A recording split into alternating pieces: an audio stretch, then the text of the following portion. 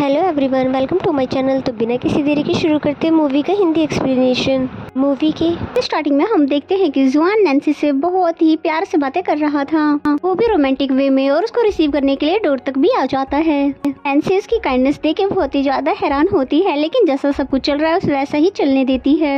And then जुआन ने उसको अपनी जैकेट भी पहना दी, ये कहते हुए कि रात में ठंड बढ़ जाती है, इसलिए तुम्हें अपना ख्याल रखना चाहिए। पहली बार वो अपना स्नैक्स उसको ऑफर करता है और साथ ही उसके लिए एक ड्रिंक भी लेने के लिए जाता है। और फिर नैन्सी से भी रहा नहीं जाता है और वो पूछ लेती है कि मुझसे कोई गलती हो गई तो मुझे बता दो, तुम इतना ज्यादा पोलाइट होने की कोई भी जरूरत नहीं है। जिसमें जुआन ने बोला कि ऐसा कुछ भी नहीं है, तुम आराम से बैठ कर अपना नोवेल लिखो, मैं तुम्हारे लिए ड्रिंक लेकर आता हूँ। नैन्सी जाके बैठ तो जाती है, लेकिन उसको ये बात बिल्कुल भी हजम नहीं हो रहा कि जरूर न जरूर इसके मन में कोई ना कोई बात तो चल ही रहा है, ये मुझे बता ही नहीं रहा। तभी नैन्सी उसके पास आते हुए बोलती है कि तुमने तो कहा था कि हम दोनों नोवेल को डिस्कस करेंगे। जिसपे जुआन बोलता है कि मैं तुम्हारी क्रिएटिविटी आइडिया की रिस्पेक्ट करता हूँ, तुम जो कुछ भी चाहो वो लिख सकती हो।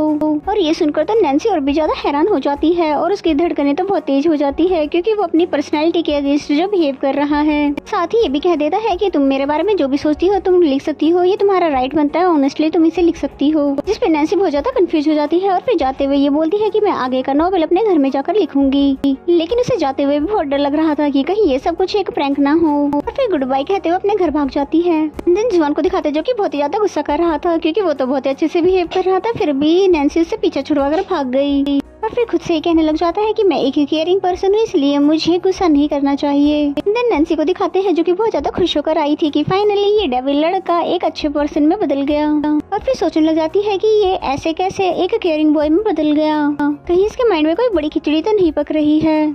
खुद से ही कहती है खैर मुझे क्या करना है, ये तो अच्छा हुआ कि मुझे उसके ऑर्डर से छुटकारा मिल गया है। और फिर नोवेल में भी ये बातें ऐड कर देती है कि एक डेविल फाइनली एक अच्छा पर्सन बन गया और नैन्सी को भी उससे रिलीफ हो गया। लेकिन उसको ये एंडिंग बहुत ही ज्यादा बोरिंग लगता है, इसलिए सोचती है क्यों ना नैन्सी को एक काइंड और केयरिंग बॉयफ्रेंड से मिलाया जाए। नैन्सी एक केयरिंग, मासूम और सॉफ्ट हार्टेड गर्ल है, इसने हमेशा सच्चे प्यार की ही विश मांगी है। और फाइनली उसे वो लड़का मिल जाता है और उसकी विश पूरी हो जाती है, जो कि बिल्कुल जुगेन की तरह था, जो कि उसका आइडियल रहा है। पर पता नहीं क्यों इसको ये बॉय भी अट्रैक्टिव नहीं लगा।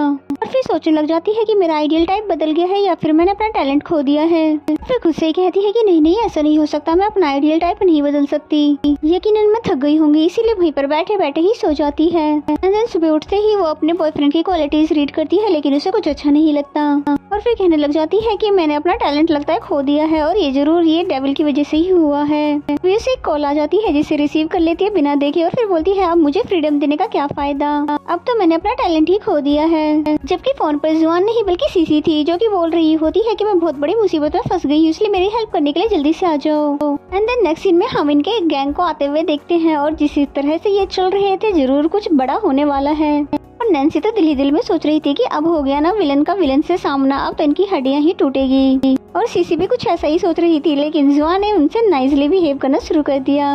और यहाँ पर इन सभी के सपने चूर हो गए, क्योंकि वो एक केयरिंग बॉय बनकर जो दिखाना चाहता था। और फिर कहता है कि आप तो बहुत अच्छे इंसान लग रहे हो, अगर आप सीसी को यहाँ पर ट्रेनर नहीं रखना चाहते हो तो कम से कम उसकी ली हुई फीस भी आप वापस कर दीजिए। लेकिन वो तो इस बात को मानने से ही मना कर देता है और कहता है तुम्हारे पास क्या प्रूफ है कि हमने इससे पैसे लिए हैं, और तुम्हें क्या लगता है तुम इस तरह से नाइसली बिहेव करोगे तो हम मान जाएंगे। फिर तभी नैन्सी उसके पास आते हुए बोलती है कि तुम इतना ज्यादा नाइसली बिहेव क्यों कर रहे हो, अगर मुझे इसी तरह से बात करनी होती तो मैं तुम्हें क्यों हेल्प के लिए बुलाती। जिसपे जुआन ने बोला कि मैंने खुद से वादा कर लिया है कि मैं आगे से किसी को भी हार्म नहीं करूंगा, इसलिए मैं किसी भी तरह की एक्टिंग नहीं कर रहा। जुआन का तो कुछ ऐसा इरादा नहीं था, लेकिन ये गुंडे इतने आसानी से उसकी बात भी तो नहीं मानने वाले थे। और फिर जुआन ने नैन्सी को रिकॉर्डिंग करने के लिए बोला और अपनी पावर का यूज करके उनके हाथों से खुद को हिट करवा दिया। और अब तो उनके खिलाफ उसके पास एक प्रूफ आ गया है, जो कि इन गुंडों को पुलिस के हवाले करवा सकता है। और फिर होना क्या था, यही सबूत वापस लेने के लिए गुंडे उसके पीछे भागने लग जाते हैं और जुआन उनको अलग अलग ट्रिक से उनको गिराने लगता है। और ये सब देखकर नैन्सी तो बहुत ज्यादा खुश हो जाती है कि फाइनली ये अपने रूप में आ गया है, अब तो इन सभी को मजा चखा ही देगा। और जुआन ने तो उन्हें इतना ज्यादा दौड़ाया कि वो खुद ही हार मान लेते हैं। और फिर जब सभी थक जाते हैं तो बोलता है कि अगर ये वीडियो मैंने पुलिस को दे दिया तो तुम सभी को जुर्माना भरना पड़ जाएगा, इसलिए बेहतर ये होगा कि तुम सीसी के पैसे ही वापस कर दो। जिस पे वो गुंडे भी इजीली मान जाते हैं और अपना फोन उसको देते हुए उसके पैसे ट्रांसफर करवा देते हैं। एंड देन नेक्स्ट सीन में नैन्सी सभी को उसकी बहादुरी के बारे में बता रही थी और उसको आज का विनर अनाउंस अनाउंस कर दिया। इसलिए सभी खुश होकर उसको उछालने लग जाते हैं और फिर सीसी नैन्सी के पास जाकर उसको थैंक यू कहती है हेल्प करने के लिए। लेकिन नैन्सी ने सारा का सारा क्रेडिट जुआन को दे दिया और फिर खुद भी हैप्पी मोमेंट एंजॉय करने लग जाती है। एंड देन नेक्स्ट सीन हमें रास्ते का दिखाया जाता है जो कि दोनों घर आ रहे होते हैं और नैन्सी उससे बोलती है कि मुझे वो सीन बहुत ही ज्यादा अच्छा लगा जब तुमने उन्हें वीडियो दिखाकर धमकाया था।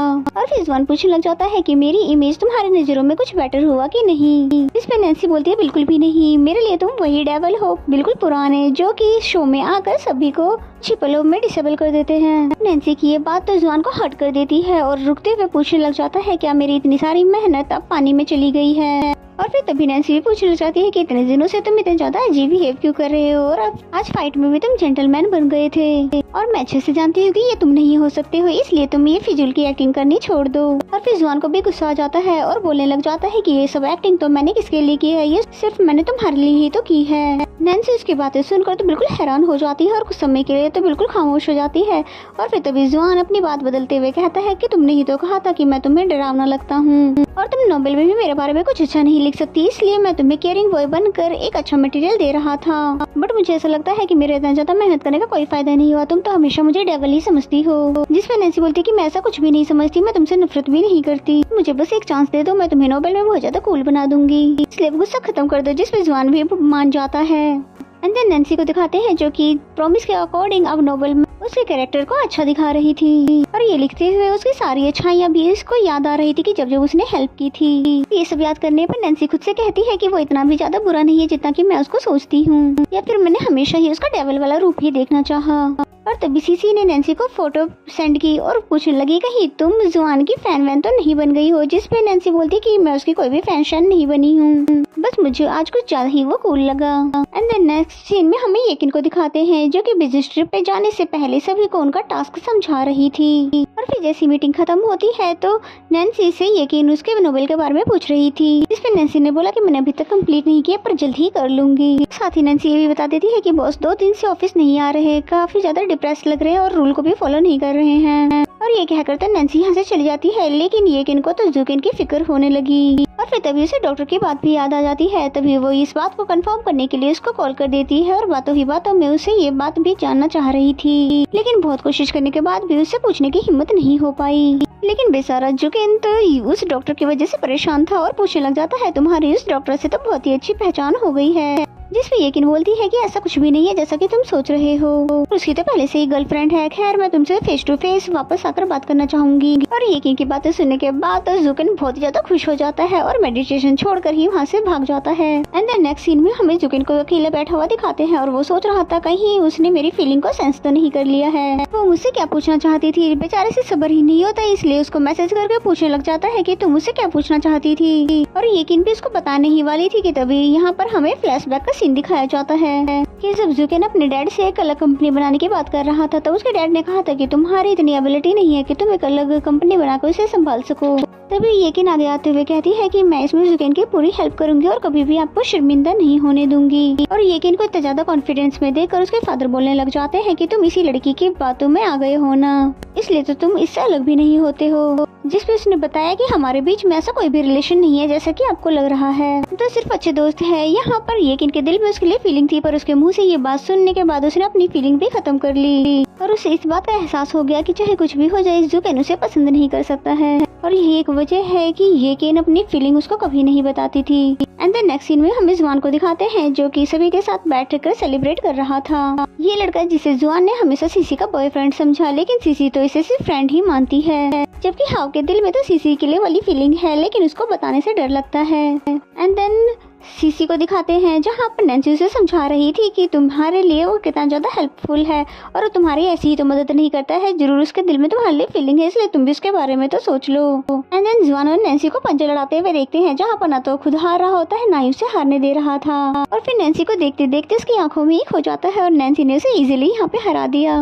और फिर अपनी इस जीत को सेलिब्रेट करने के लिए वो ड्रिंक करने लग जाती है, जिसे जुआन रोक भी रहा था। और फिर ग्लास में से ये दोनों एक दूसरे को देखने लग जाते हैं, जो कि बहुत ही ज्यादा फनी सीन था। और स्टार्टिंग में हम देखते हैं कि जुआन और नैन्सी दोनों वापस आ रहे होते हैं, जहाँ पर नैन्सी से वो पूछता है कि तुमने यहाँ पर बहुत ही फ्रीली एंजॉय किया है और ऐसा लगता है कि तुम्हें इन लोगों के साथ कोई भी हेजिटेशंस नहीं होता है और तुम्हारा टाइम तो इन लोगों के साथ बहुत ही अच्छे से गुजरा है। जिसपे नैन्सी बोलती है कि तुमने बिल्कुल ठीक कहा, वो सब तो मेरे भाइयों की तरह है और जिस तरह से मैं नैन्सी से बात करती हूँ उसी तरह मैं इनसे भी कर सकती हूँ। तभी जुआन भी पूछने लग जाता है क्या मैं भी तुम्हारे लिए सीसी की तरह ही हूँ जिससे तुम केयरफुली बात कर सकती हो। इसमें नैन्सी ने तो साफ मना कर दिया कि बिल्कुल भी नहीं, क्योंकि ना ही तो तुम मेरे बचपन के फ्रेंड हो ना ही मेरे क्लास फेलो हो। जिस पे जुआन भी इंसिस्ट करके पूछने लग जाता है कि मैं तो तुम्हारे साथ नोवेल लिखने में मदद भी कर रहा हूँ और तुम जब चाहे मुझे टेलीपोर्ट भी कर लेती हो और इतना ही नहीं मैं तो तुम्हारा नेबर भी हूँ, तो कुछ न कुछ तो मैं तुम्हारा जरूर ही लगता हूँगा। जिसमें नैन्सी ने बोला क्या तुम भी मेरा भाई बनना चाहते हो उन लड़कों की तरह।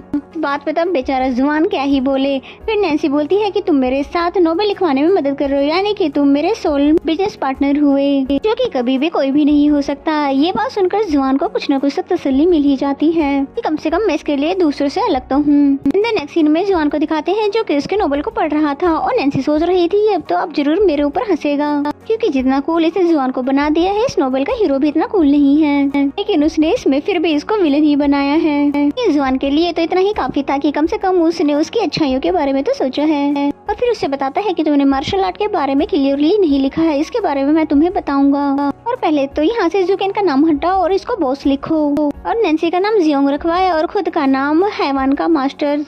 जुआन और साथ ही बताता है कि कल रात से तुम मेरे घर पर आओगे, हम रात में आउटलेट बनाएंगे बहुत अच्छी सी और हम नोवेल पे काम करना शुरू कर देंगे। नैन्सी भी उसकी बात मान जाती है और उसके जाते ही यहाँ पर जुआन बहुत ज्यादा खुश हो जाता है और अपनी टेडी से बोलता है मैंने कहा था ना मैं अपनी फर्स्ट इंप्रेशन चेंज कर दूंगा। नेक्स्ट सीन में दिखाते हैं कि ये दोनों प्रॉपरली बहुत ही अच्छे से काम करना शुरू कर देते हैं और नोवेल को लिखने के साथ साथ प्रैक्टिकली प्रैक्टिस करके भी दिखाते थे। यहाँ जुआन ने कुछ मार्शल आर्ट के स्किल्स भी दिखाए जो कि नैन्सी ने कभी नहीं देखे थे। ये सब देखकर नैन्सी बहुत ज्यादा इम्प्रेस हो जाती है और इसी तरह से एंजॉय करते हुए और साथ में एक दूसरे का ख्याल रखते हुए इनका नोवेल भी कुछ ही दिनों में कंप्लीट हो जाता है। और जुआन ने नोवेल का नाम बदल कर डायनामिक से माई हीरो रख दिया और नैन्सी ने दोबारा से उसे चेंज करके मिस्टर बैड रख दिया। नोवेल कंप्लीट हो जाता है, लेकिन नैन्सी बोलती है कि हम दोनों का डेटिंग वाला यहाँ पर मेरे को बिल्कुल अच्छा नहीं लगा। हाँ मैं मानती हूँ कि एक विलन भी हीरो हो सकता है, लेकिन हम दोनों का रोमांस रियल से तो बिलोंग नहीं करता।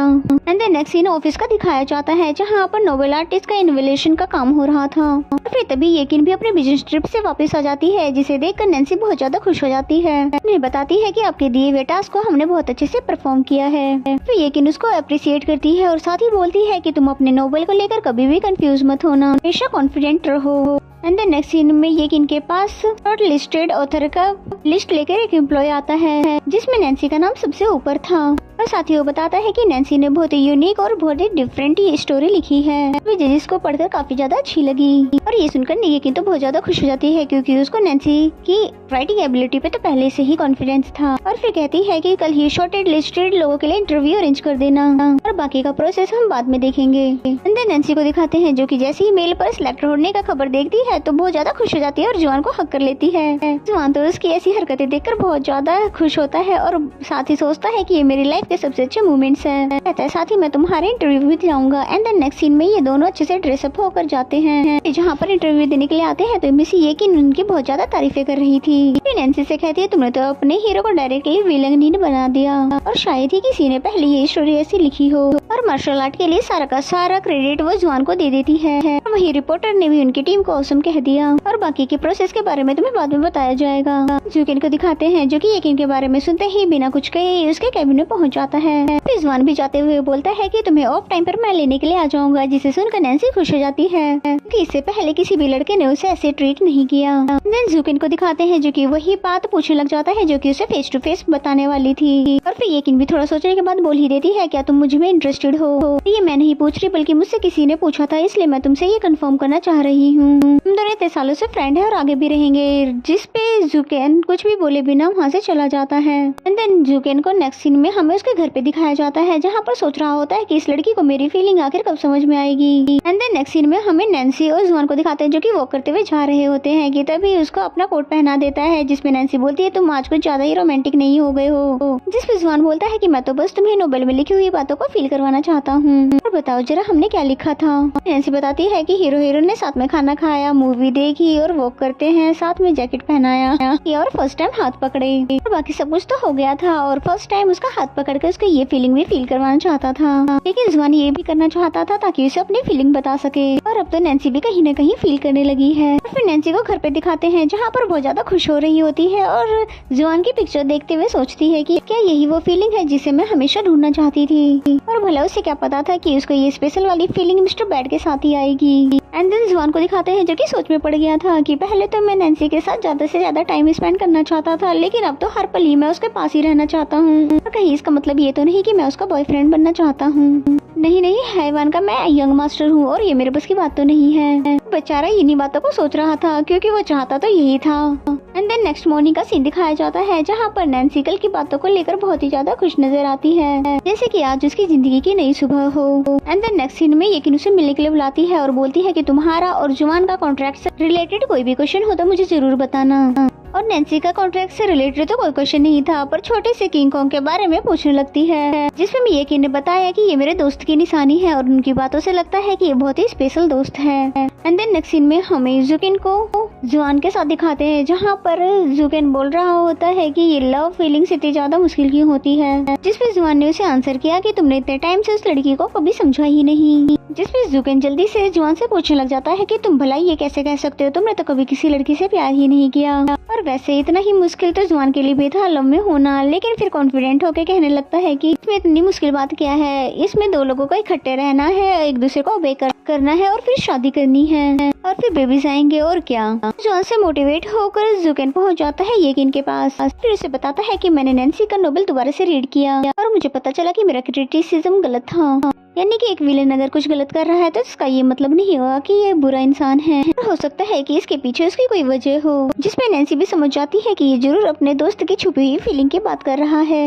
और फिर नेक्स्ट सीन में नैन्सी को दिखाते हैं, जहाँ पर उसका ईमेल आया हुआ था कि सिलेक्टेड पर्संस को 2 दिन और 2 रातों के लिए फॉरेनर में जाना था। ये देखकर तो बहुत ज्यादा खुश होती है और सपनों में खो जाती है कि वो किस तरह से जुआन के साथ वहाँ पर एंजॉय करेगी। और अब तो नैन्सी भी इसके बारे में सोचने लग जाती है। इसका मतलब तो ये हुआ कि नैन्सी भी अब जुआन को पसंद करने लगी है। मिस जिया उसको ऐसे हंसते हुए देख लेती है और फिर जान बचाकर नैन्सी यहाँ से भाग जाती है। फिर जुआन के सामने बैठकर यही सोच रही होती है कि इसे स्पैन कॉर्नर के बारे में कैसे बताऊं, क्या पता ये मेरे साथ जाने से ही मना कर दे, क्योंकि उसको अभी तक ये नहीं पता कि जुआन उसे पसंद करता है। और बेचारे जुआन को तो अब ये टेंशन था कि अब नोवेल खत्म हो चुका है तो क्या तुम मुझसे मिलने के लिए रोज नहीं आओगी। जिसमें नैन्सी ने बोला क्यों नहीं, तुम्हें जब भी मेरी जरूरत पड़ेगी तो मैं जरूर ही आऊंगी। और फिर खाना बनाने के बहाने उसको अपने पास रोक लेता है, पर ये तो इसका परमानेंट सॉल्यूशन नहीं था। एंड देन नेक्स्ट सीन में हमें नैन्सी को परेशान दिखाते हैं, जो कि ये सोच रही थी कि वो उसे जुआन को कैसे बताए कि उसे कहाँ जाना है, क्योंकि कहीं ये बात उसको बुरी न लग जाए, क्योंकि वो तो एक एंशिएंट है और वो हमेशा नैन्सी से दूर रहने की ही बात करता है। और फिर उसे मेरे साथ जाने में बुरा तो लगेगा ही, इतना बड़ा बोझ मैं अपने सिर से कैसे उतारूं, इसमें मैं किसकी हेल्प लूं। वो कहती ही है कि तभी जुआन उसके पीछे ही आके खड़ा हो जाता है और नैन्सी बेचारी तो ये सोच भी नहीं पाती कि ये क्या हो गया। और फिर जुआन कहता है कि तुम जो भी पूछना चाहती हो डायरेक्टली पूछ लो, इसमें मुश्किल की क्या बात है। फिर उसके इंसिस्ट करने पे नैन्सी ने भी सारी बात बता दी, लेकिन फिर कहती है कि अगर तुम नहीं जाना चाहते तो तुम मना कर सकते हो, मैं कंपनी में ये बात कह दूंगी। और जुआन तो कब से ये मौका तलाश कर रहा था, तो भला वो जाने से मना क्यों करता। फिर नैन्सी बोलती है पर मैंने इस बारे में जाने के लिए कुछ भी डिसाइड नहीं किया, पर ये बात तो जुआन को कुछ भी समझ नहीं आती कि नैन्सी ऐसा क्यों कह रही है। कि तभी मॉम भी आ जाती है और उस कान को छुपाने के लिए वो मॉम को बाहर ही रोक देती है और फिर फौरन से उनको रूम में भेजकर जुआन को भी अपने रूम में जाने के लिए बोल देती है। फिर जुआन जाते जाते बोलता है कि तुम मुझे सोच समझ कर जरूर बता देना, मैं तुम्हारे मैसेज का वेट करूंगा। एंड देन नेक्स्ट मॉर्निंग का सीन दिखाते हैं कि जो कि दरवाजे के पास खड़ा होकर जुआन उसका वेट कर रहा था कि जैसे नैन्सी आएगी तो मैं इस बारे में उससे पूछ लूंगा। पर यहाँ नैन्सी की जगह उसकी मॉम आ जाती है और बताने लगती है कि नैन्सी तो सुबह ही अपने हाई स्कूल चली गई, क्योंकि वहाँ पर कोई एनुअल फंक्शन था और वो हर साल अपने हाई स्कूल के अरेंजमेंट के लिए आती है। और यहाँ मॉम बातों ही बातों में बताती है कि उसके पहले प्यार ने उसे डिसलाइक किया था, इसलिए वो हमेशा हमेशा से ही सिंगल रही। और फिर जुआन भी बहुत हैरानी से उसके पहले प्यार के बारे में पूछने लगा। और फिर तभी मोम भी इशारा करके बताती है और इसी की जुआन ने जैसे ही उसके फर्स्ट क्रश के बारे में पूछा तो मोम ने बताया कि ये मेरे बेटे हाई जून को हाई स्कूल में पसंद करती थी। नैन्सी शुरू से ही बहुत सिंपल और सोबर लड़की थी, जबकि मेरा बेटा तो बहुत ही एटीट्यूडी था, साथ ही बहुत ज्यादा बोल्ड भी था।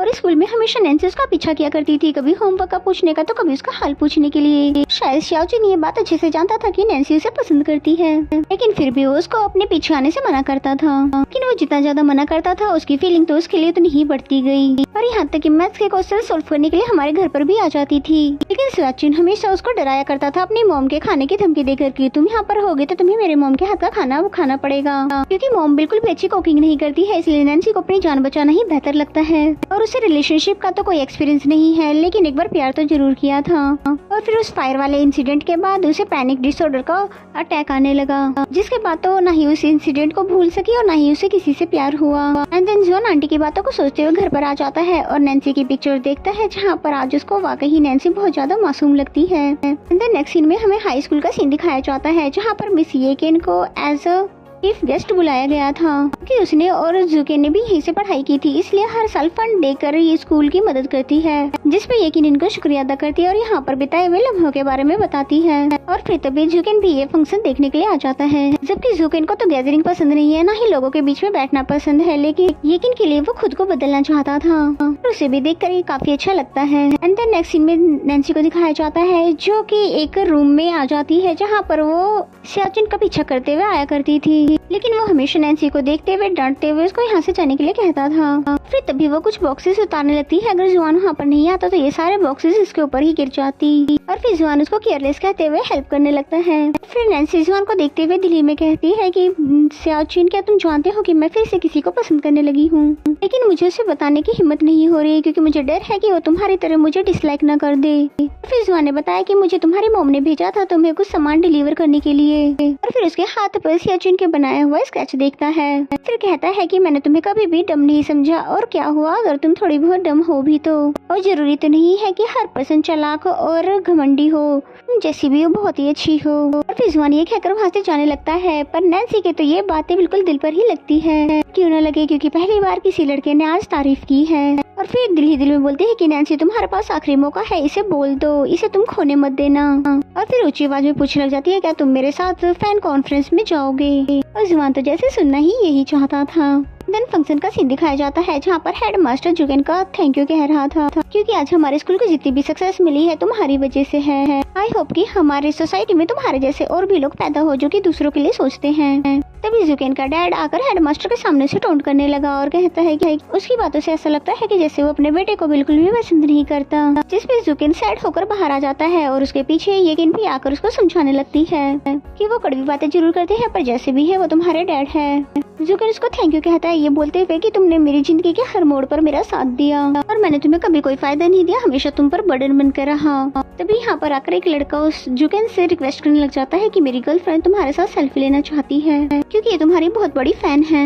उनके यहाँ से जाने के बाद येकिन ये सोचने लग जाती है कि जब उसके डैड ने इनकी कंपनी में इन्वेस्ट करने से मना कर दिया था, जहाँ पर येकिन उनके पास प्रपोजल लेकर दोबारा से गई थी और पूरी तरह से सेटिस्फाइड किया, लेकिन डैड ने इन्वेस्ट करने से पहले एक शर्त रख दी कि तुम कभी भी जुगेन के साथ रिलेशनशिप में नहीं आओगी, और अगर ऐसा कुछ हुआ तो मैं ये कॉन्ट्रैक्ट टर्मिनेट कर दूंगा। जिस पे येकिन उसकी शर्त मान लेती है और साथ ही बोलती है कि मैं यहाँ पर आई थी, ये बात तो उसे कभी मत बताना। और इसका मतलब ये हुआ कि येकिन ने हमेशा से जुगेन को पसंद किया है और आज भी करती है, लेकिन इस शर्त की वजह से वो उसको इग्नोर करती रहती है। एंड देन नेक्स्ट सीन में हमें नैन्सी को दिखाते हैं, जो कि फैन कॉन्फ्रेंस में जाने के लिए ड्रेसेस सिलेक्ट कर रही थी, जिसमें मॉम भी उसकी हेल्प करने लगती है। और फिर मॉम कहती है तुम्हारी लाइफ का सबसे इम्पोर्टेंट दिन है, यानी कि तुम्हें यहाँ पर लड़कों की तरह नहीं बल्कि एक प्यारी सी लड़की की तरह दिखना है, क्योंकि तुम अब एक ऑथर जो बन गई हो। देन हमें जुआन को दिखाया जाता है, जो कि फैन कॉन्फ्रेंस का वेन्यू चेक कर रहा था, जिसके बारे में ये फेमस है कि यहाँ पर फीलिंग बताने के लिए सबसे अच्छी जगह है। और वैसे तो जुआन ने अपनी पूरी फीलिंग बताने का यहाँ पर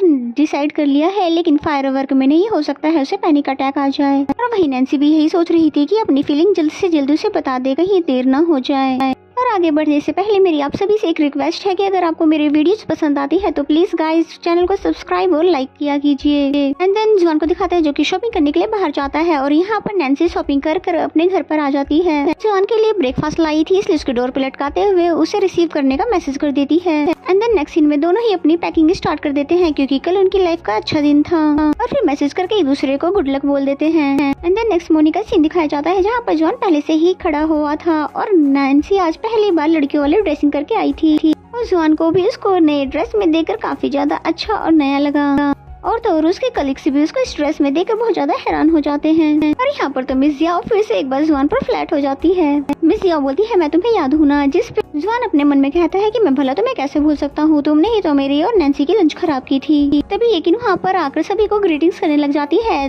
तभी नैन्सी उनके पास जाकर उनका सामान लेते हुए बॉस के बारे में पूछने लगती है। इस पे यकीन ने बताया क्योंकि जुकेन को ऐसे इवेंट्स पसंद नहीं है इसलिए वो हमारे साथ नहीं जाएगा। तभी जुआन ने कहा कि वो तो वो रहा जिस पे वो सब देखते हैं कि वो तो अपना सामान लेकर आ गया था, जिसे देखकर सभी लोग हैरान हो जाते हैं। इस जुकेन को ये गैदरिंग पसंद ना हो लेकिन वो यकीन का दिल जीतने के लिए ये सब करना चाहता था। यकीन भी उसके अचानक आने की वजह पूछने लग जाती है जिस पे वो बोलता है कि ये तो कोई नई बात नहीं है, हम यूनिवर्सिटी में भी तो साथ जाया करते थे। एंड देन पहुंचने के बाद मिस जियाओ सभी को रूम डिवाइड कर रही थी क्योंकि रूम की कमी थी इसलिए दो लोगों को एक ही रूम में एडजस्ट करना पड़ा, जिसमें बॉस को रूम जुआन के साथ मिलता है लेकिन वो मना कर देते हैं ये कहते हुए कि मैं एक होटल में रह लूंगा। ये सुनकर नैन्सी उनके लिए होटल में रूम बुक करवाने वाली थी कि तभी जुआन ने आकर बोला कि तुम इनकी एम्प्लॉय नहीं बल्कि एक ऑथर हो। और ये तो वही जुआन था जो कि एक टाइम पर नैन्सी की सेटिंग उससे करवाना चाहता था लेकिन अब तो वो उसके पास भी उसको नहीं जाने देता है। एंड देन सभी अपने सामान को रूम में रखने के लिए जाने लगे क्योंकि उनको थोड़ी ही देर में लंच करने के लिए भी जाना था। नेक्स्ट सीन में हमें इन सभी को लंच करने के लिए जाते हुए दिखाया जाता है जहाँ पर ये जुकेन से फिर से पूछने लगती है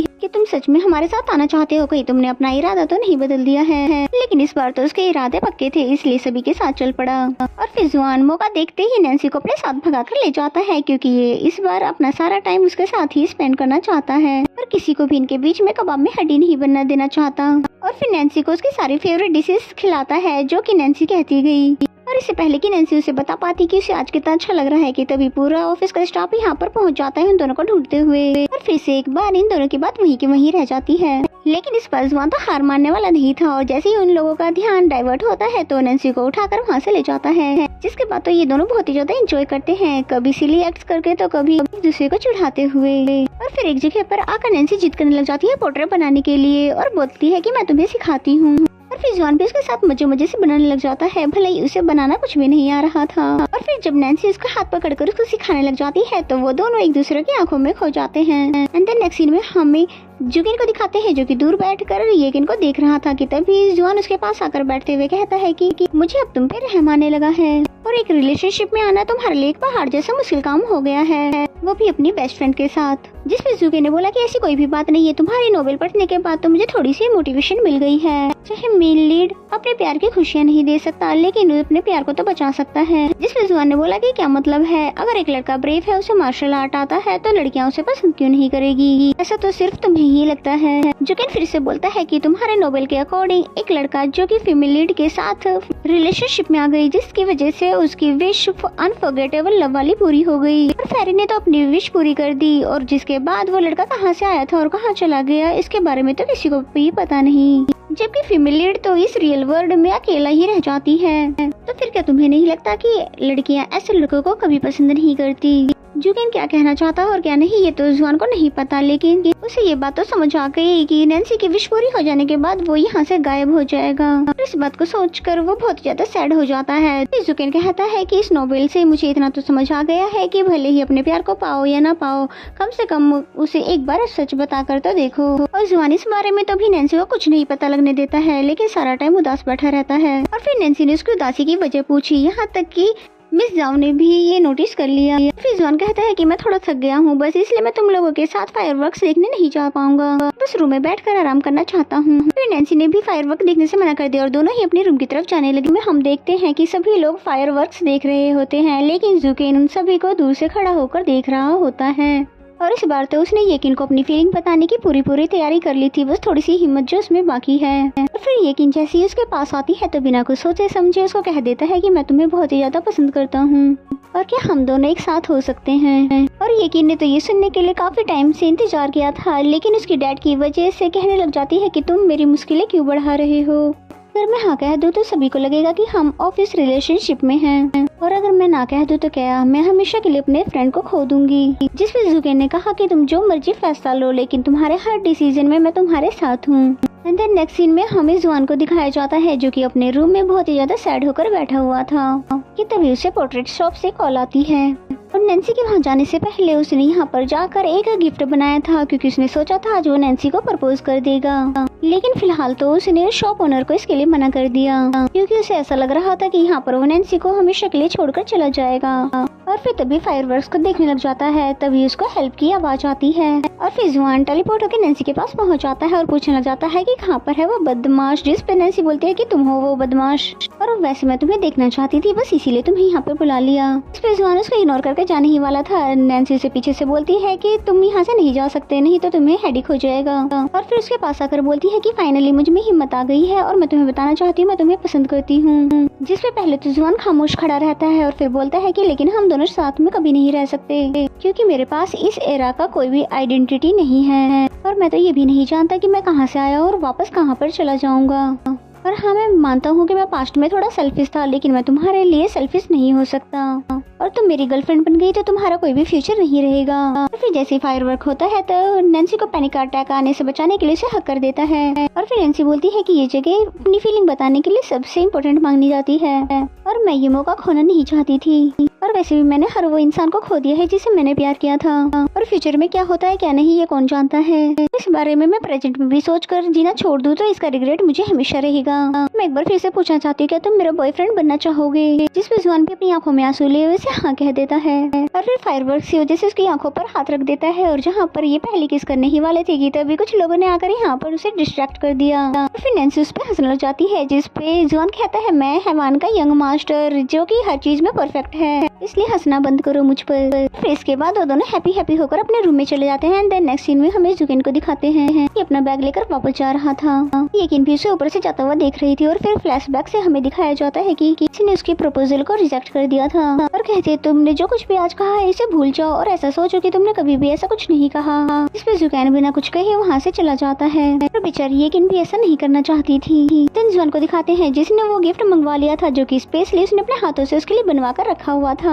नैन्सी की कजिन के साथ बेल रिंग थी और कहने लगता है कि जब तक इसकी आवाज तुम्हें सुनाई देगी तो मेरी हार्ट बीट समझना और मैं हमेशा तुम्हारे साथ हूँ। और नैन्सी को भी इसकी ये गिफ्ट बहुत ज्यादा पसंद आता है, जिसके बाद वो उसे छोड़ने के लिए उसके रूम में भी आता है और यहाँ नैन्सी ने उसे वो किसी याद दिलाई जो कि करते करते वो डिस्ट्रैक्ट हो गया था। फिर से जब जुआन किस करने वाला था कि तभी मिस याओ यहाँ पर आ जाती है और इस बार भी उनका किस अधूरा रह जाता है और यहाँ से भागना पड़ता है। और यहाँ पर दोनों ही हंसने लग जाते हैं और कहते हैं कि अगर हम रिलेशनशिप में आ ही गए हैं तो फिर छुपने की क्या जरूरत है। इसमें नैन्सी ने बोला कि अगर मिस याओ को पता चल गया तो यकीनन सुबह तक सारी कंपनी को पता चल जाएगा और मैं भी ऐसा भी नहीं चाहती, इसलिए अभी हमें इन लोगों के सामने थोड़ा डिस्टेंस रखना होगा। जुआन तो पर ये छुपाना नहीं चाहता था, लेकिन नैन्सी के लिए वो इसे भी मान जाता है और फिर दोनों ही एक दूसरे को गुड नाइट करते हुए अपने अपने रूम में सोने चले जाते हैं। देन हमें मॉर्निंग का सीन दिखाया जाता है जहाँ पर ये सभी वापस जाने वाले थे और जुआन तो पहले से ही बस में आकर बैठ गया था, जबकि नैन्सी उसको इधर ढूंढ ही रही थी। उसे देखकर ऐसा लगता है कि जैसे कि वो नैन्सी से नाराज हो। फिर चिढ़ते हुए नैन्सी पूछती है कि तुमने मेरा वेट क्यों नहीं किया। इस पे जुआन ने बोला क्योंकि मुझे किसी ने कहा था कि हमें डिस्टेंस रखना चाहिए। फिर नैन्सी भी कुछ डिस्टेंस रख के बैठ जाती है, लेकिन थोड़ी देर में उसके पास जाती है और उससे बात करने की कोशिश करने लगती है, लेकिन जुआन उसको कोई भी रिस्पॉन्स नहीं करता, शायद कुछ ज्यादा ही उससे नाराज हो गया था। जिस पे नैन्सी भी नाराज होकर बैठ जाती है, तभी जुआन उसके कान में भी ईयरफोन लगा देता है और फिर जिस वजह से तो नैन्सी भी खुश हो जाती है और उसका हाथ पकड़ लेती है और उसके शोल्डर पर सर रख देती है और फिर मजे से अपने सफर को एंजॉय करने लगी। एंड देन नेक्स्ट सीन में ये दोनों घर पहुंच जाते हैं जहाँ पर वो जुआन उसका हाथ पकड़ लेता है और नैन्सी को तो ये फिक्र हो जाती है कि अब मोम को कैसे बताएं। जिस पे जुआन ने बोला कि इसमें मुश्किल की क्या बात है, अगर तुम नहीं बता सकती तो मैं फिर बता देता हूँ। और वैसे भी आंटी तो हमेशा से यही चाहती थी कि तुम्हें एक अच्छा सा बॉयफ्रेंड मिल जाए। जिसमें नैन्सी बोलती है कि चाहे कोई भी बात हो जाए, लेकिन जब बात बेटी की आती है तो माँ सारी पुराने ख्यालात की बन जाती है। तुम मानो या ना मानो, तुमसे वो इस तरह के क्वेश्चन करेगी कि तुम कहाँ पर रहते हो, तुम्हारी जॉब क्या है, तुम क्या बिजनेस करते हो। और उसकी बातें सुनने के बाद जुआन भी कहने लगा कि अच्छा ठीक है, मैं अभी नहीं बता रहा, जब तुम कहोगे तभी हम बताएंगे। घर आने पर मोमो से फैन कॉन्फ्रेंस के बारे में क्वेश्चन कर रही थी, लेकिन नैन्सी तो उनसे ऐसे नजरें चुरा रही थी जैसे कि उन्हें देखने से ही सब कुछ पता चल जाएगा। और फिर मोम पूछने लग जाती है कि तुम अकेली क्यों चली आई, मैंने तो जियोंग के लिए भी खाना बनाया था और जाकर उसे फौरन से लेकर आओ। और नैन्सी तो उसे ना लाने के बहाने करने लग जाती है, लेकिन मोम ने उसे जबरदस्ती भेज दिया, जिसपे मोम को लगता है कहीं इन दोनों की लड़ाई तो नहीं हो गई। और फिर इन दोनों को दिखाते हैं जो कि सोच रहे थे क्या करें, जाएं कि ना जाएं, अगर नहीं जाएंगे तो भूख से कल तक मर जाएंगे और जाएंगे तो मोम को सब कुछ पता चल जाएगा। तभी जुआन को ख्याल आया कि ये तो पहली बार नहीं है कि मैं तुम्हारे साथ खाना खाऊंगा और चलो जो भी होगा बाद में उसे देख लेंगे। और फिर जाने से पहले वो नैन्सी को हक कर लेता है और उसे हौसला देने के लिए कहता है जैसे कि वो किसी बड़ी जंग पर जा रहा हो। लेकिन इनके यहाँ से जाने से पहले यहाँ पर मोम आ जाती है ये देखने के लिए कि इतनी देर हो गई ये दोनों कहाँ रह गए। और मोम को देखते ही इन दोनों ने एक्सरसाइज स्टार्ट कर दी। नेक्स्ट सीन में मोम कहती है जुआन से कि तुम्हें पता है नैन्सी बहुत अच्छी डम्पलिंग बना लेती है और तुम्हें भी सिखा देगी। नैन्सी ने तो फौरन ही मना कर दिया, लेकिन जुआन ने एक बार में ही हाँ कह दिया, जिसपे नैन्सी उसे धीमी आवाज में कहने लगती है मैंने कहा था ना मुझसे डिस्टेंस रखना। जिसपे जुआन ने बोला मैंने भी तो कहा था कि नॉर्मल ही रिएक्ट करना, कुछ भी नहीं होगा। इसके बाद नैन्सी उसके साथ बैठकर उसे डम्पलिंग सिखाने लग जाती है और साथ ही बहुत ज्यादा मस्ती मजाक करने लगते हैं। फिर मोम के आने के बाद वो पूछती है कि कहीं आपने इसमें फिर से कुछ उल्टा सीधा तो नहीं मिला दिया ना, अगर ऐसा है तो हमें पहले से ही बता दे। इसपे मोम ने बोला कि तुम्हें तो मेरी हर एक डिश में प्रॉब्लम है, जुआन को देखो कितना अच्छा बच्चा है, उसे तो मेरी हर एक डिश बहुत ही अच्छी लगती है। और फिर मोम ने जैसे ही उनको वहाँ की पिक्चर्स दिखाने के लिए बोली तो नैन्सी ने देखा कि उनके फोन में तो सारी ही पिक्चर्स जुआन के साथ होती है और जुआन का भी सेम ही कंडीशन था, यानी इन दोनों का फोन एक दूसरे के फोटो से ही भरा हुआ था। तभी मोम ने आते हुए फोन को खींच लिया और फिर मोम उसके फेस लॉक से खोलने लगती है, लेकिन जैसे ही फोन ऑन होता है तो वो कोई और पिक होती है। और फिर तभी नैन्सी उनके हाथ से फोन छीन लेती है, बोलते हुए कि मोम अगली बार मैं आपको जरूर लेकर जाऊंगी। तो यहाँ पर दोनों ही बहुत ही ज्यादा डर जाते हैं। फौरन से नैन्सी उठती है और जुआन को उसके घर ले जाने लगती है और मोम को कहती है कि हमें कोई जरूरी काम याद आ गया है। और फिर ये दोनों जैसे ही घर पर पहुँचते हैं तो सुकून आता है और बोलती है कि चलो अच्छा हुआ कि हम दोनों कुछ गड़बड़ होने से पहले यहाँ पर आ गए, नहीं तो उन्हें तो सब कुछ पता चल जाता। और इस बात पर इन दोनों को खुद पर हंसी भी आ रही थी। क्या अब हम इसी तरह से डर डर कर छुप छुप कर मिला करेंगे कि थोड़ी सी हाट होती है तो ये फिर से डर जाते हैं कहीं मोम तो नहीं आ गई। जिसमें फिर नैन्सी उसे बाय करके ये बोलते हुए चली जाती है कि हम वीचैट पर बात करेंगे। लेकिन यहाँ पर जुआन की कंडीशन तो बहुत ज्यादा खराब थी, यानी उसकी हार्ट बीट बहुत ज्यादा फास्ट थी। देन नैन्सी छुपते छुपाते अपनी मोम की नजरों से अपने घर में आ जाती है और जुआन को मैसेज करके बताती है कि मोम को कुछ पता नहीं चला है, हमारा सीक्रेट बिल्कुल सेफ है। जिसके बाद जुआन ने बोला कि तुम्हें ऑफिस छोड़ने के लिए कल मैं तुम्हारे साथ जाऊंगा। जिसपे नैन्सी बोलती है कि ऐसे तो मोम को पता चल जाएगा, इसलिए तुम मेरे साथ मत जाना लेकिन मुझे लेने के लिए आ जाना। और फिर नैन्सी से बातें करने के बाद जुआन सोचने लग जाता है कि अगर मुझे नैन्सी की मोम को बताना है तो मुझे जल्द से जल्द कोई जॉब ढूंढनी होगी, क्योंकि वो नहीं जानता कि वो इस मॉडर्न एरा में कब तक रहने वाला है। लेकिन जब तक भी रहे वो नैन्सी के साथ ही रहना चाहता है। देन मॉर्निंग का सीन दिखाया जाता है जहाँ पर सुबह सुबह ही जुआन ने इसे गुड मॉर्निंग का मैसेज कर दिया और नैन्सी देखकर बहुत ज्यादा खुश हो जाती है। फिर जैसे ही ऑफिस के लिए निकलती है तो उसको अपनी हार्ट सुनवाना चाहती थी कि वो उससे मिलने के लिए आ जाएगा, लेकिन ना तो वो बाहर आता है ना ही उसका कोई अता पता था। और फिर वो खुद से कहने लग जाती है मैंने इसे साथ जाने के लिए मना क्या कर दिया, तो वो तो मुझसे मिलने के लिए भी नहीं आया। और फिर नैन्सी जैसी बस स्टॉप पर पहुंचती है तो जुआन यहाँ पर पहले से खड़ा होकर उसका वेट कर रहा था और वो इसके लिए फूल लेकर आया था और हैप्पी हैप्पी मूड के साथ उसे गुड मॉर्निंग कहता है। और फिर नैन्सी उससे बाय बाय करते हुए बस में चढ़ जाती है। एंड देन नैन्सी को ऑफिस में दिखाते हैं जहाँ पर वो पूरे दिन ही बहुत ज्यादा खुश थी, क्योंकि उसकी खुशी की वजह उसकी विश जो पूरी हो गई है। फिर फाइल देने के लिए वो जुकेन के ऑफिस में जाती है और वहाँ पर उनकी फोटो सेट कर देती है। और फिर जैसे ही जुकेन को देखती है तो अचानक से देखकर बहुत ही ज्यादा डर जाती है और फिर उसके पास बिजी शेड्यूल लेकर जाती है और पूछती है कि मुझे लगा था कि आप यहाँ पर नहीं होंगे। उसका सूटकेस प्लस में उसको यहाँ पर ऐसी हालत में देखकर पूछने लग जाती है कि क्या आप फैन कॉन्फ्रेंस के बाद अपने घर पर नहीं गए थे। नैन्सी के सवाल का जवाब तो नहीं देता, लेकिन फिर पूछने लग जाता है कि आज मेरी येकिन के साथ कोई मीटिंग है। इसमें नैन्सी ने बताया कि आपकी और येकिन की एक मीटिंग है तो सही, और पर मुझे ऐसा क्यों लगता है कि आपके फ्रेंड के और येकिन के बीच में जरूर कुछ न कुछ तो हुआ है, और अगर आप चाहेंगे तो मैं ये मीटिंग कैंसिल कर दूंगी। वैसे तो अच्छे से नैन्सी ये बात जानती थी कि उसका कोई फ्रेंड नहीं बल्कि जुकेन खुद ही येकिन को पसंद करता है। फिर फाइनली जुकेन भी कह देता है क्या तुम्हें मेरी हालत नजर नहीं आ रही, इसलिए सारी मीटिंग कैंसिल कर दो सिवाय येकिन के साथ। जिस पे नैन्सी उसकी बातों को फॉलो करते हुए वहाँ से चली जाती है और जुकेन को वही बात येकिन की परेशान कर रही थी कि जब येकिन ने कहा था कि तुम ऐसे प्रिटेंड करो कि तुमने मुझसे कुछ भी नहीं कहा था। नेक्स्ट सीन हमें मीटिंग का दिखाया जाता है जहाँ पर सभी ये डिसाइड कर रहे थे कि विनर ऑथर को इनाम दिया जाएगा, जबकि जुकेन के माइंड में तो अभी भी वही बात गूंज रही थी। और फिर तभी मीटिंग के बीच में ही जुकेन पूछने लग जाता है यकीन से कि मैं ऐसे प्रेटेंड क्यों करूँ, जिस पे तो सभी मीटिंग के लोग उन्हें देखने लग जाते हैं। इस पे यकीन ने मीटिंग कैंसिल कर दी क्योंकि वो उसकी कंडीशन समझ रही थी और कहती है कि हम बाद में इसके बारे में डिसाइड कर लेंगे। और मीटिंग खत्म होने के बाद भी जुकेन यकीन से अपने सवाल के जवाब मांग रहा था, जिस पे यकीन ने बोला कि तुम पैन कॉन्फ्रेंस खत्म होने के बाद भी घर पे नहीं गए थे ना, इसलिए मैं ड्राइवर को बुलाकर तुम्हें घर भेज देती हूँ। और जुकेन ऐसे कैसे मानने वाला था क्योंकि बहुत कोशिशों के बाद तो अब उसमें थोड़ी सी हिम्मत जो आई थी। और फिर यकीन भी उस पर भड़क जाती है कि अगर तुम कलीग्स के सामने इसी तरह से बिहेव करोगे तो हम दोनों काम कैसे करेंगे, और अगर तुम चाहते हो मैं रिजाइन कर दूं तो मैं ये भी कर दूंगी। नेक्स्ट में यकीन ने नैन्सी को अपने रूम में बुलाया था और बोलती है कि मैं जुआन से पर्सनली मिलना चाहती हूँ क्योंकि उसका कॉन्टेक्ट नंबर हमारे पास नहीं है, इसलिए तुम उसके साथ मेरी मीटिंग अरेंज करो। और नैन्सी को तो मिस यकीन बहुत ज्यादा सैड लगती है और वो काफी ज्यादा सैड थी भी। अंदर नैन्सी ने जुआन को कॉल लगाकर उसको चिढ़ाते हुए कहा कि हेलो मिस्टर, मैं बैंक से बोल रही हूँ। और फिर जुआन भी प्रिटेंड करते हुए बोलता है कि सॉरी मिस, आपने रॉन्ग नंबर मिला दिया है। वैसे वो नैन्सी से नाराज था क्योंकि उसने इतनी ज्यादा लेट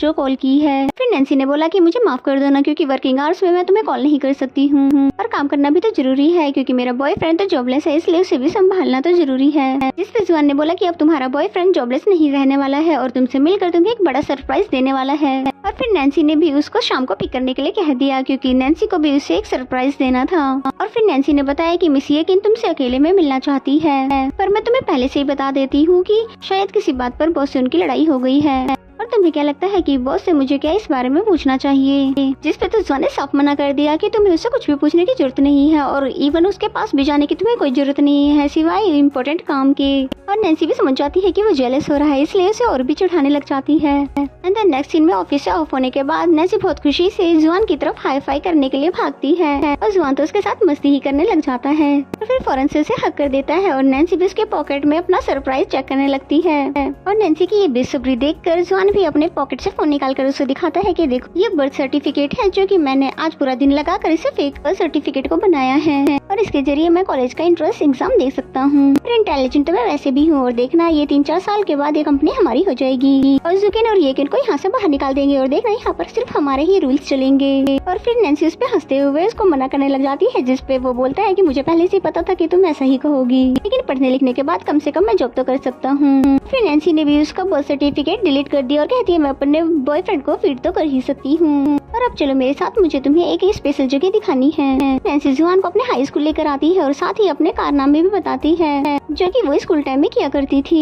जुआन तो उसकी बातें सुन सुनकर हंसता ही रहा और फिर उसे अपनी क्लास दिखाने लाती है और यहाँ पर एक स्टूडेंट की कहानी उसे बताने लगती है कि जब भी वो बोर्ड पर कोई सेंटेंस लिखता था तो उसके लास्ट में यू जरूर लिख देता था। हमें से कोई भी नहीं जानता था कि वो ऐसा क्यों करता है, लेकिन ग्रेजुएशन के बाद उसने उस लड़की को अपनी फीलिंग बता ही दी जिसके लिए वो यू लिखा करता था। ये सुनकर जुआन भी जल्दी से बोर्ड की तरफ जाता है और नैन्सी का नाम लिख कर उस पर दिल बना देता है। वो भी बहुत ज्यादा खुश हो जाती है और वो भी बोर्ड पर जुआन का नाम लिखकर अपने साथ फिर दिल बना देती है और जुआन को तो उस पे इतना ज्यादा प्यार आ जाता है कि वो उसका हाथ पकड़कर किस करने लगा। लेकिन तभी वहाँ पर गार्ड आ जाते हैं और हमेशा की तरह वो फिर इस बार भी किस नहीं कर पाते हैं और नैन्सी तो बहुत ज्यादा डर जाती है, जिस पे जुआन उसका हाथ पकड़कर उसको भगाते हुए ले जाता है। एंड देन नेक्स्ट डे का दिखाया जाता है जहाँ पर नैन्सी उसका हाथ पकड़ते हुए ऑफिस के बाहर आ जाती है और बोलती है मेरे ऑफिस के अंदर जाने के कुछ देर बाद ही तुम वहाँ पर आना और हाँ मीटिंग में जो कुछ भी बात होगी मुझे जरूर बताना। नैन्सी को तो इतना ज्यादा डर लग रहा था कि ना तो उसको हाथ पकड़ने दे रही थी ना ही सही से हक करने दे रही थी कि कहीं ऑफिस के कलीग्स ही ना देख ले और फिर फौरन ही उसे बाइक करके वहाँ से भाग जाती है। तभी जुआन की नजर एक शॉप पर पड़ती है जिसमें रखा हुआ गिफ्ट उसे काफी अच्छा लगता है। फिर नेक्स्ट सीन में वही गिफ्ट लेकर वो यकीन से मिलने के लिए आ जाता है जहाँ पर उन्हें मिलकर एक कॉन्ट्रैक्ट के बारे में डिस्कस करना था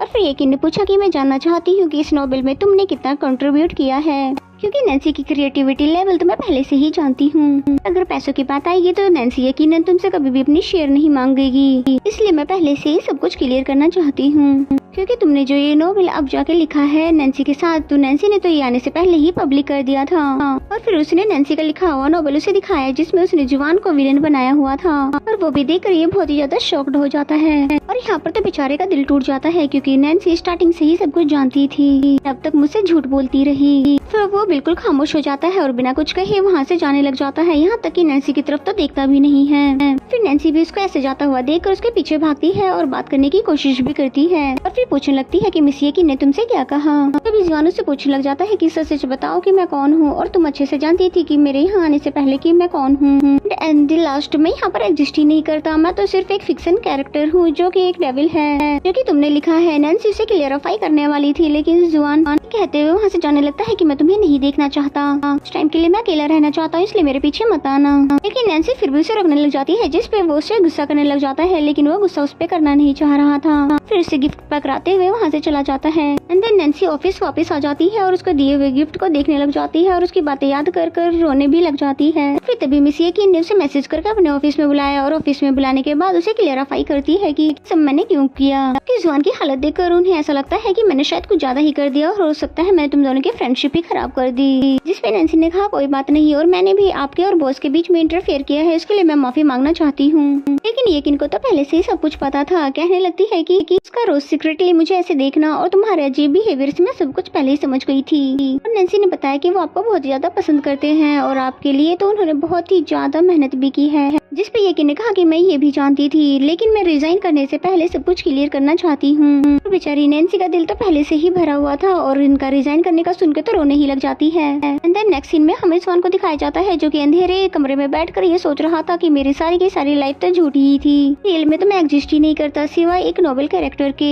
नैन्सी उसके डोर पर नॉक करते हुए दरवाजा खोलने के लिए कहती है मैं तुम्हारे लिए वरीड हूँ, इसलिए प्लीज मुझे अंदर आने दो। जुआन दरवाजे के पास ही खड़ा होकर उसे सुन रहा था, लेकिन उसके लिए दरवाजा नहीं खोलता और नैन्सी को लगता है कि शायद वो घर पर नहीं है, इसलिए वो अपने घर चली जाती है। और घर पर मॉम ने उसके लिए फेवरेट डिश बनाई हुई थी, लेकिन नैन्सी कहती है मुझे भूख नहीं है, कुछ टाइम के लिए मैं बाहर वॉक करने के लिए जा रही हूँ, इसलिए आप अकेले ही खा लेना। फिर बाहर खड़ी होकर वो जुआन के आने का वेट कर रही थी कि जैसे ही जुआन आएगा तो मैं उसे सब कुछ क्लियर कर दूंगी। यहाँ पर कुछ बच्चे खेल रहे थे कि तभी वहाँ पर जुआन भी आ जाता है, जो कि नैन्सी को खड़ा हुआ देख लेता है और अपना रास्ता बदल कर अपने घर पर चला जाता है। और फिर घर पर आने के बाद खुद पे गुस्सा भी करता है कि मैं भी नैन्सी के साथ बुरा कर रहा हूँ, जो कि दुनिया वालों ने इसके साथ किया है। और फिर अपने टेडी बियर को देखते हुए कहने लगता है कि मुझे ऐसे मत देखो, मैं उसे कोई सजा नहीं दे रहा हूँ, लेकिन मैं तो अब भी नहीं जानता कि मैं उसका सामना कैसे करूँ मैं उससे बात। मैं जानता हूँ कि सारे मामले में उसकी कोई भी गलती नहीं है, और वैसे भी मैंने थोड़ा से खड़ा होकर मेरा वेट करने के लिए कहा है। वो भला कितना भी मर्जी उसको इग्नोर कर ले, लेकिन उसको ऐसे खड़ा हुआ अकेला छोड़ भी तो नहीं सकता है,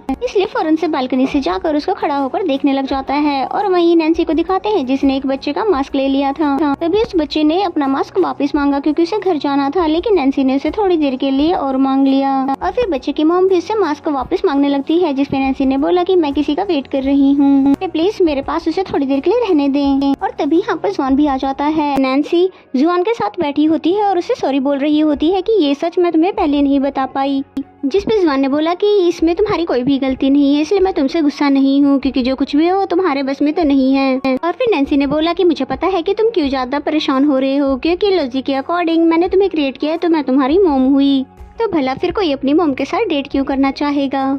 जबकि जुआन को तो उसकी बेवकूफ़ी वाली बातों पर हंसी आ रही थी और फिर कहता है कि मैंने तो ऐसा सोचा ही नहीं। और चलो मैं तुम्हें बता ही देता हूँ कि मैं किस लिए परेशान हूँ, क्योंकि मैंने ऐसा कभी भी नहीं सोचा था कि मैं इस दुनिया में एग्जिस्ट ही नहीं करता हूँ, बल्कि मैं तो इंसान भी नहीं हूँ। और पहले मुझे कम से कम इस बात की तसल्ली तो थी कि मैं एक एंशिएंट हूँ जो कि ट्रैवल करके यहाँ पर आया हूँ। और अब जब मैं सोचता हूँ तो मुझे पता चलता है कि वो सब कुछ एक झूठ था, क्योंकि मुझे कभी भी अपने बचपन के बारे में कुछ भी याद नहीं आया। जब मैं हूँ ही नहीं और मैं एग्जिस्ट ही नहीं करता तो मेरे जिंदा रहने का क्या मकसद है। जिसमें नैन्सी को उसके लिए बहुत ज्यादा बुरा लगता है और कहती है जो कुछ भी हुआ उन सभी को भूल जाओ, मैं तुम्हारी रिस्पॉन्सिबिलिटी लेने के लिए पूरी तरह से तैयार हूँ। जिसपे जुआन ने बोला कि कम ऑन, मुझे तुम बेटे की तरह ट्रीट मत करो, बस मुझे 2 दिन दे दो कि ताकि मैं पता लगा सकूं कि मेरी जिंदगी का मकसद क्या है। और नैन्सी भी समझ जाती है कि उसे अगर इस उलझन से बाहर निकलना है तो उसे अपनी मदद खुद ही करनी होगी। फिर नैन्सी उसे हक करते हुए बोलती है कि मुझसे प्रॉमिस करो कि जब भी तुम ये फिगर आउट कर लोगे तो मुझे जरूर बताओगे। इस पे जुआन भी उसे प्रॉमिस कर लेता है और नैन्सी को फाइनली सुकून मिलता है, इसलिए उसको अकेला छोड़कर फिर वहाँ से चली जाती है। नेक्स्ट सीन हमें नेक्स्ट मॉर्निंग का दिखाया जाता है, जहाँ नैन्सी ऑफिस जाने से पहले जुआन के लिए एक चिट्ठी रख देती है, जिसमें ये लिखा हुआ था कि अगर तुम्हें आज के दिन पता चल जाएगा कि तुम्हारा यहाँ आने का क्या मकसद है तो मुझे जरूर बताना, और अगर नहीं तो मेरी तरफ से एक आइसक्रीम लेकर खा लेना। एंड देन ऑफिस का सीन दिखाया जाता है जहाँ पर यकीन अभी जा ही रही थी कि तभी बाहर से ही उसे अपने टेबल पे काफी सारे गिफ्ट दिखाई दिए। लेकिन गिफ्ट देख ही रही होती है कि तभी पूरा स्टाफ उदास चेहरे के साथ उसके सामने आ जाता है। यकीन के पूछने पे लूजिंग ने बताया कि मैंने ही इन सबको बताया क्योंकि मैं इस बात को और सीक्रेट नहीं रख सकता था। और जिया तो उनको हक करते हुए रोने लग जाती है। तो मिस यकीन बोलती है कि कोई भी लड़की नहीं रोएगी क्योंकि लड़कियां रोते हुए बहुत अगली लगती है।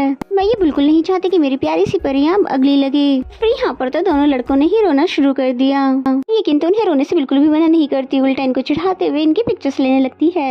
एंड देन फिर वो बताती है कि काफी सालों से मैंने इस कंपनी में रहकर बहुत ज्यादा मेहनत की है, इसलिए मैं अब काफी ज्यादा थक गई हूँ और आप लोग ऐसा समझो कि मैं जैसे वेकेशन पे जा रही हूँ। मेरा भी तो हक बनता है अपनी जिंदगी को अपने तरीके से जीने का। जब चाहो सो जाओ, जब चाहो उठो। और उसकी ये इमोशनल स्पीच सुनकर सभी लोग इमोशनल हो जाते हैं और उसे गुड लक करते हैं उसकी आने वाली लाइफ के लिए। फिर सभी एक साथ पिक्चर्स लेने लग जाते हैं।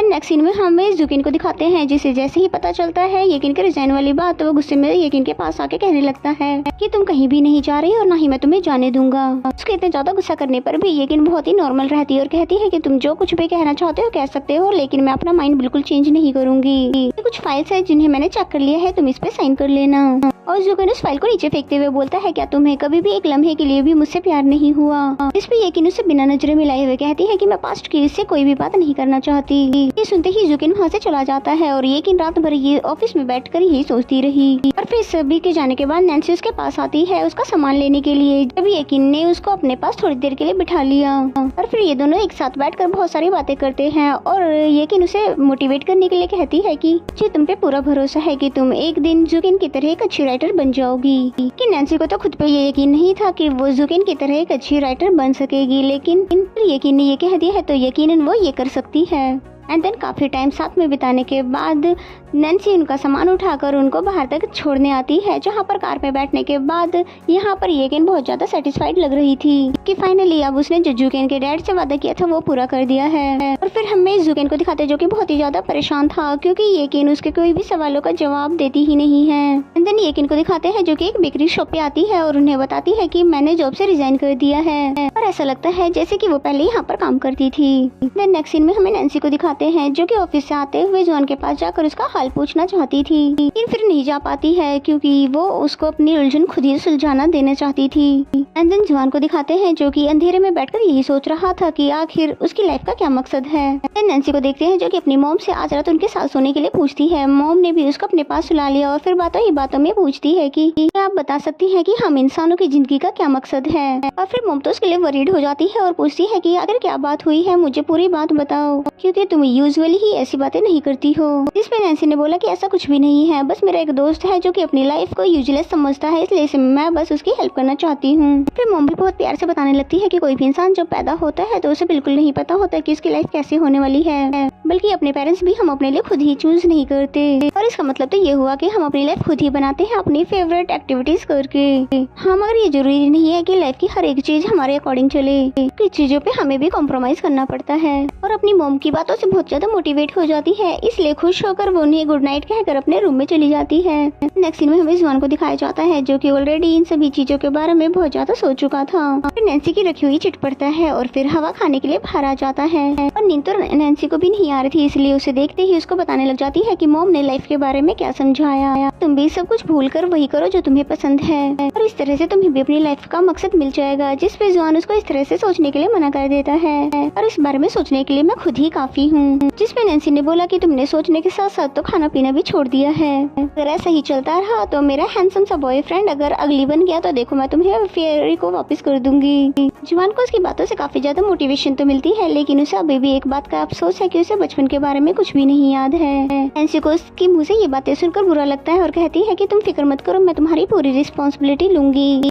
और फिर दोनों ही एक दूसरे को गुड नाइट कहते हुए वहाँ से चले जाते हैं और फाइनली जुआन को भी चैन की नींद आती है।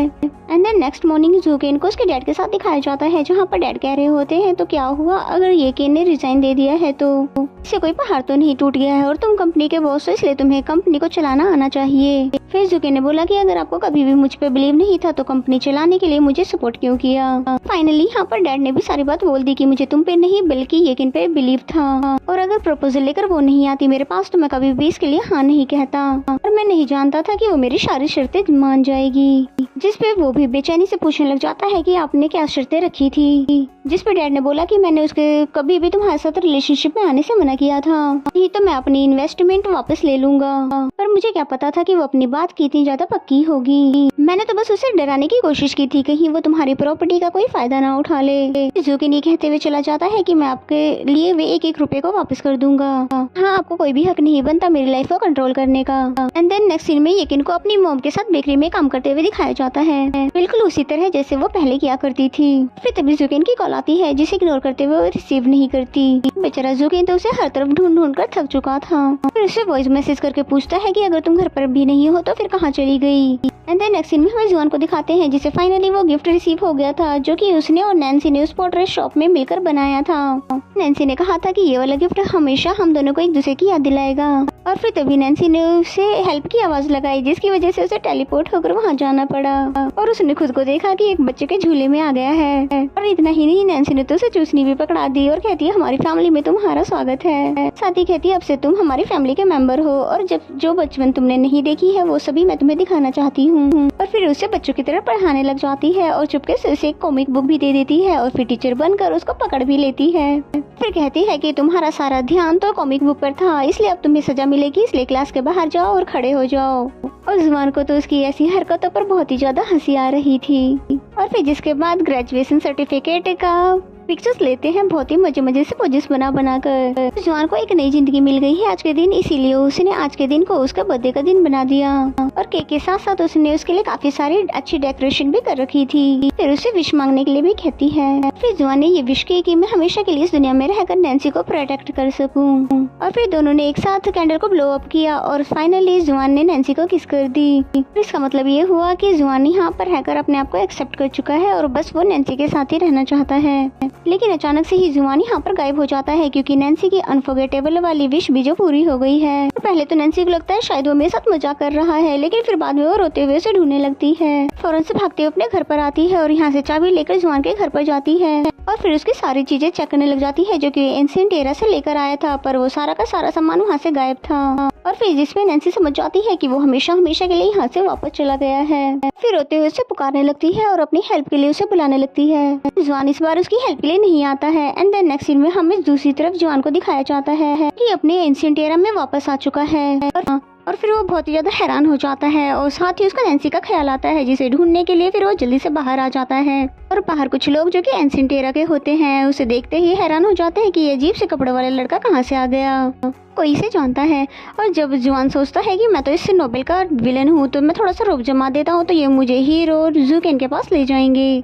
वध होना क्या था, वो ऐसा ही करता है। उनमें से एक को पकड़ के पूछने लग जाता है। फिर सभी लोग बोलने लग जाते हैं कि आप तो जुआन हैं, आप ही हमारे हीरो हैं, और फिर भला आपके होते हुए हमारा और कोई हीरो नहीं हो सकता है, और तुमने ही तो हमारे फेरी टाउन को बचाया है। और बेचारे जुआन को तो कुछ भी समझ नहीं आ रहा था कि ये हो क्या रहा है, मैं तो नोबेल का विलन हूँ, फिर मुझे हीरो क्यों बोल रहे हैं। पर जुआन को इन सभी उलझनों को सुलझाने के बजाय नैन्सी का ख्याल आता है कि वो परेशान हो रही होगी। और फिर जुआन ने इनसे फेरी के बारे में पूछा, जिसपे इन्होंने बताया यहाँ पे कोई फेरी तो नहीं है, पर यहाँ फेरी फॉर्चून जरूर है। और फिर साथ ही उसको रास्ता भी बता देते हैं, जिसपे जुआन भागते हुए चला जाता है। फिर वहाँ पर जाकर विश करता है कि प्लीज मुझे वापस भेज दो, क्योंकि नैन्सी मेरा वेट कर रही होगी। और बेचारा बहुत ज्यादा कोशिश करता है, यहाँ तक कि उसने कॉइन भी पानी में फेंक कर देख लिया, लेकिन वो वहीं का वहीं रहता है, क्योंकि इसी तरह तो नैन्सी ने भी विश मांगी थी। फिर जब इसे भी काम नहीं बनता है तो उसे याद आता है कि नैन्सी को तो मैं पानी में से मिला था। फिर ये रास्ता चुन लेता है और फिर पानी में कूद जाता है, जो कि उसके घुटनों तक भी नहीं था। और फिर खुद को जबरदस्ती डुबोने लग जाता है, लेकिन इसका भी कोई भी फायदा नहीं होता है। एंड देन नेक्स्ट सीन में हमें नैन्सी को दिखाया जाता है, जो कि अभी भी जुआन के घर में बैठी हुई थी और वही गिफ्ट लेकर हाथों में देख रही थी। नैन्सी बहुत ज्यादा उदास थी, पर उसने कहीं न कहीं ये एक्सेप्ट कर लिया था, जुआन जहाँ से आया था वहाँ वापस चला गया है। एंड देन नेक्स्ट सीन में हमें जुकिन को दिखाया जाता है, जो कि फाइनली ये बात जान चुका है कि हमेशा यकीन उसके सवालों के जवाब क्यों नहीं दे पाती थी। और फिर सोचता है कि यकीन ने उसे कई बार कहा था अपनी कंपनी पर अटेंशन देने के लिए, क्योंकि हो सकता है कि मैं हमेशा के लिए तुम्हारे साथ ना रह सकूं।